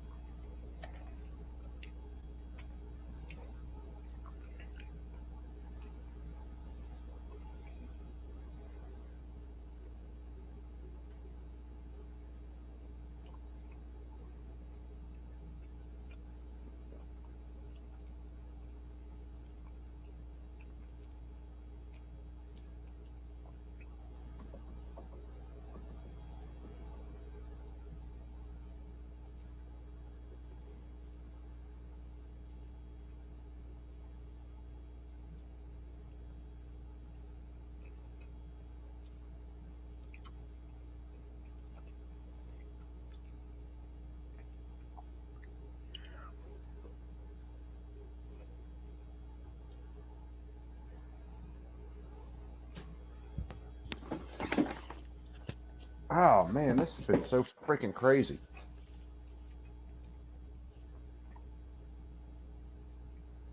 I tell you what, let me see what I can do this. I'll share this tab in StreamYard, so you guys can see the chat, right? Yes. Is it gonna show? All right. So there's one.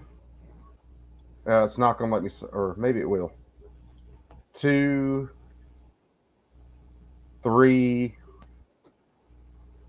4, 5, 6, 7, 8,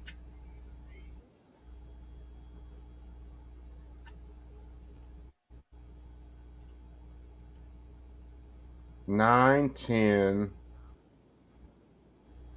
and those are different No, those were the same. Either way, I tried typing it in twice and it blocked it. So we'll call that 9 because it was the same chat.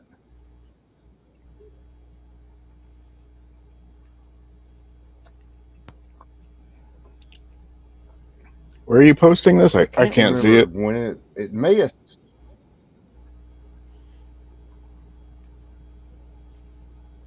Oh, hold on. Is it not showing? It's not showing you my StreamYard tab, is it? It is not. Yeah, I can't see anything from you. Hold on. Let me swap it. Let me try one more time. See if I can swap it over. View this tab. I'll try a brand new screen share. Hold on. Because that's 10 chats. No, it's not going to let me show my StreamYard tab. Hold on. I'll do entire screen.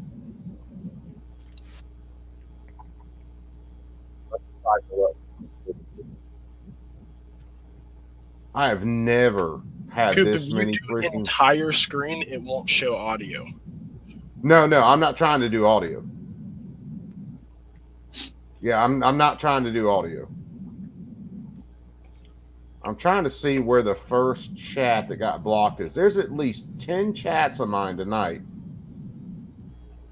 that hold on, we'll cycle down because it was after Wiretight, it was after Ghost.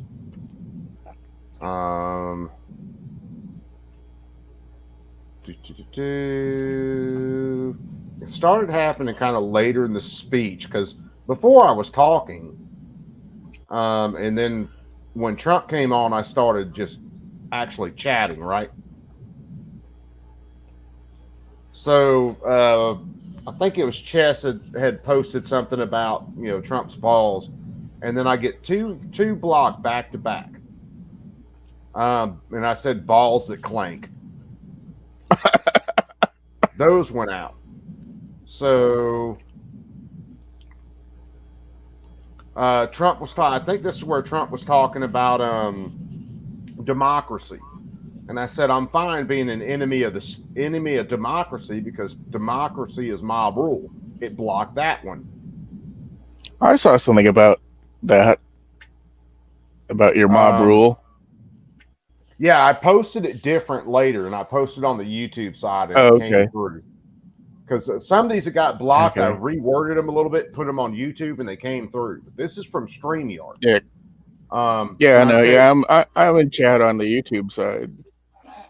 Yeah, but the problem is if I do that a lot of times, unless I'm on my phone doing it, it freaking it slows my stream down so much it gets just annoying as shit. It's already annoying, don't get me wrong, but it slows it down so much it's almost unwatchable. And then what I put in here, leftists want to destroy our republic and rule over the ashes. It blocked that. Let me keep cycling down because there's a few more. When he was talking about drilling, I put drill baby drill in all caps and it blocked that. I saw that chat. Yeah, well, I sent it through on YouTube. If it blocked it on StreamYard, I tried to put it on YouTube, and a couple of times YouTube didn't even send them out. And then I came down here. He was talking about Iran. I said Iran with nukes ain't a good thing at all. It blocked that. And I put something about Iran in the YouTube side that was a little bit different on my phone, and it let that slide. Let me. What are you doing? Crazy ass computer! What in the hell? Oh, now I done hit something that's going stupid. All right, let's see. All right, that threw me all the way down to the bottom again. Let's roll back up because there's a couple more that. Nope. Oh, what? No, it's gonna go. Oh. Come on, baby, wake up. Come on. So then there's another one. When Trump was talking about the auto industry, when he said it would be a bloodbath for the auto industry, and the Democrats lied and just said it would be a bloodbath if it didn't get elected. I posted bloodbath for the auto industry, and that got blocked. And it always says, YouTube rejected your comment. This usually means they think it's spam. Try changing it a bit.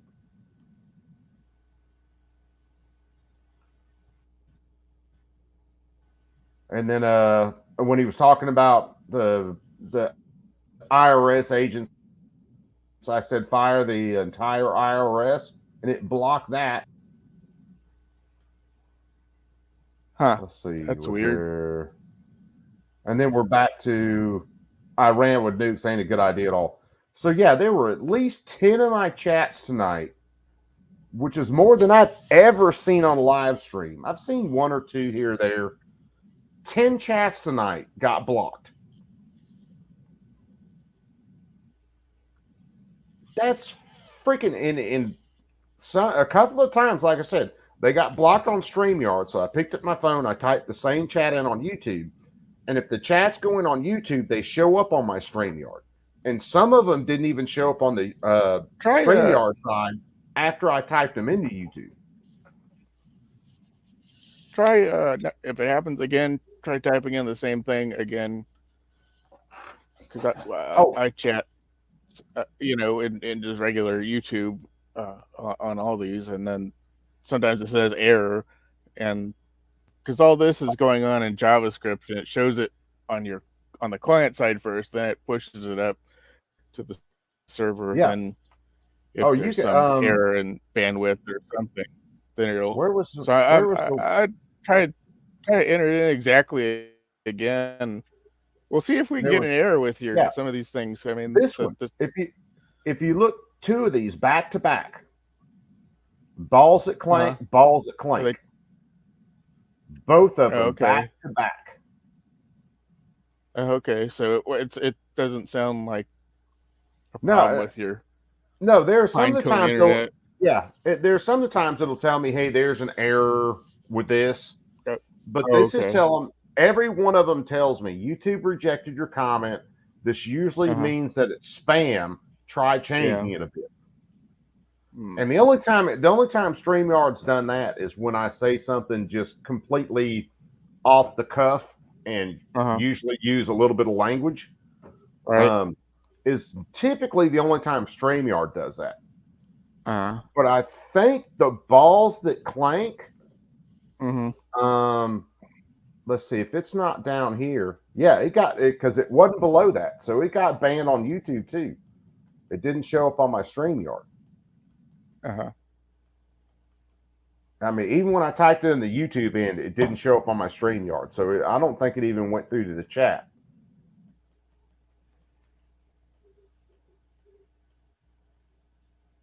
And the enemy of democracy and stuff, I rephrased that. Here it is. It's the one down here. I'm fine with being an enemy of democracy because it's mob rule. So I kept that almost the same and put it on YouTube, and it went through. So no, it was wild tonight. Chess mentioned something about putting spacing in between letters. Yeah, I saw that. And when I did that, they went through. Yeah.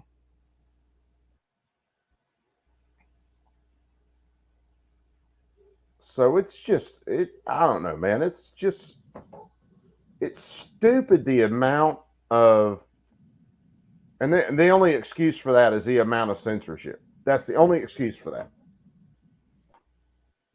I mentioned in chat, it's like someone in real time was watching Trump's speech and they'd go in there and type whatever keywords Trump was using, and it would block. Yeah. Or their AI was just doing the it could have been complete AI too. Yeah, it definitely could have been complete AI transcript in real time. Yeah, but that's just crazy, a little scary. Though. We're going to do the transcript, and we're going to block people based on it. Yeah, I didn't hear anybody tonight on YouTube because I've had it a couple other times where people on YouTube said their chats disappeared. And again, I don't have any restrictions on my chat in YouTube. My chat is completely open. And a couple of streams ago, or maybe it was last stream, some guys had some chats get wiped out. But yeah, Chess, I know they use the AI algorithms, and they were working their ass off tonight, apparently. So yeah, I'm really surprised at the balls that clank. My goodness, it's Oh, hold on. Speaking of that, where's it at? I saved 2 things I wanted to show you guys, and then I'll get out of here and try to catch the rest of Dark Stream. Hold on. How am I going to do this? Because it's not a tab. Oh, I might have to pull it up and then do a screen share. Because it's just a, I hate the way they do it sometimes, because if I just want to show a picture. It's best to get it now while you're young. When I was really good at the active thought. Oh, where are the damn pictures?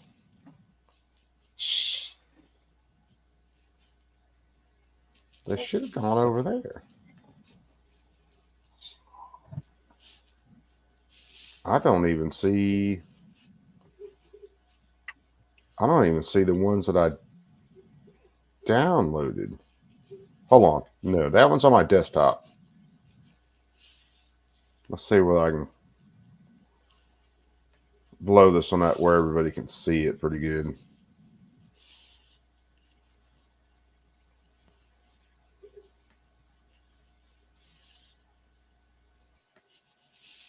Okay, let me. Probably gonna have to do this. Oh, I can do it on a window. Okay. So this is one of the memes I saw the other day. Donald Trump encourages and protects frightened U.S. Secret Service agents who cling to his massive balls as he leads them to safety after failed assassination attempt. It's hysterical. And what was the other one? Hold on.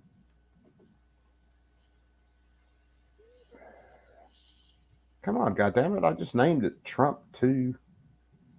Where's that?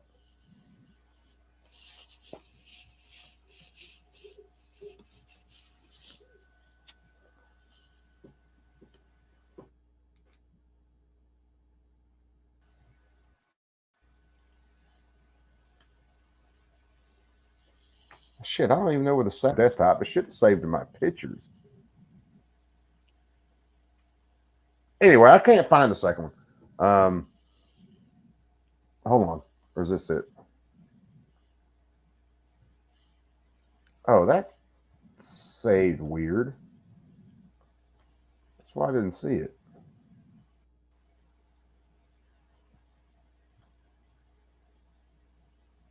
Oh, that didn't even save right. That's why I couldn't see that one.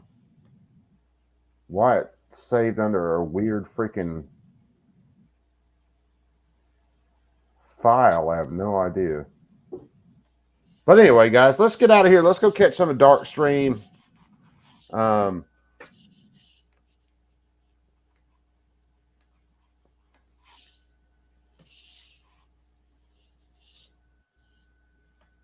And try to get on something for the end of the night.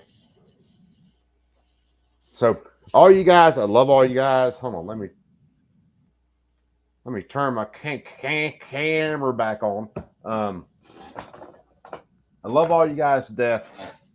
Keep that thing on you at all times, as always. And we're gonna bounce over. I'm gonna bounce over to Dark Stream. Hopefully, you guys will bounce over there too. We'll see. Check in on Dark, see how he's doing, and keep them things close, guys, because this shit just keeps getting dumber and dumber. Yeah. And clownier and clownier. Yeah. And I expected to get even clownier before everything's said and done. I'll say that there are reports that Biden might step down this weekend. I don't expect that. I expect him to kind of hang on till maybe the virtual convention, if not the full convention, before he's replaced. But if he steps down this weekend, we will end up with President Harris for a little while. And then I expect Harris to get replaced at the convention. Oh, you expected to resign the presidency? There's talk that he will. I'm expecting him to step down at the in-person DNC. Step down as the candidate. As a candidate. So he would hold on to the presidency until the next candidate. He could do it at the virtual DNC, especially with him coming out pushing he has COVID and all this other shit in the last couple of days. That's kind of another little bit of a game changer, that maybe he could step down at the virtual or virtual DNC vote, which is going to be somewhere between August 1st and August 7th. And then they could introduce a new candidate for president at the convention. I would be absolutely flabbergasted if they try to keep Harris as the presidential nominee. They would lose. Well, I don't know whether they'd lose or not, because they think the cheat is absolutely in. So, in a sane world, that would be an absolute loser. Yeah, didn't Biden have COVID before? Yeah, with all the jabs he's taken, he's had it a few times. Yeah, but yeah, I thought he and Jill had it. And a couple of years ago. I almost wouldn't be surprised whether it was a vaccine that just fucked him up the rest of the way. I was thinking the other day when they announced he had COVID, it's like, well, maybe that's the prelude to his deletion. Yeah, Chessboard said 4 times, I think, and it's something like that. But yeah, they could, especially after everything else. But the biggest thing it comes down to is a lot of his donors have said, we're not going to support him anymore. We are not giving any more money. And there's reports today that Nancy Pelosi and a couple other big name Democrats have basically told him to step down. Yes. Seeing that, it's possible for him to step down, I think, at the, like I said, the virtual DNC. But I still, for the life of me, I do not see Harris being the pick at the DNC. I don't see it. If she had, I still fall back to the fact that if she had a chance, Biden would have stepped down already. Yeah, I think you're right. I was expecting Biden to resign like a year ago. Oh, I was expecting him to be like maybe 8 months into the presidency and then step down. Yeah. I mean, I didn't expect him to make it a full year as president. Yeah. So, I mean, I've been wrong before. So, I guess she's just that unlikable with her own party. So. Yeah, they definitely found that out, that she is really that unlikable. But anyway, guys, let's bounce over. Let's go give Dark some love. Let's go check in on Brother Dark. All right. And we're gonna get out of here, guys. I love you all, guys. Love you all, you guys to death, and we'll see you guys after a while. All right. Later, guys. Have a nice night. Later, Pete.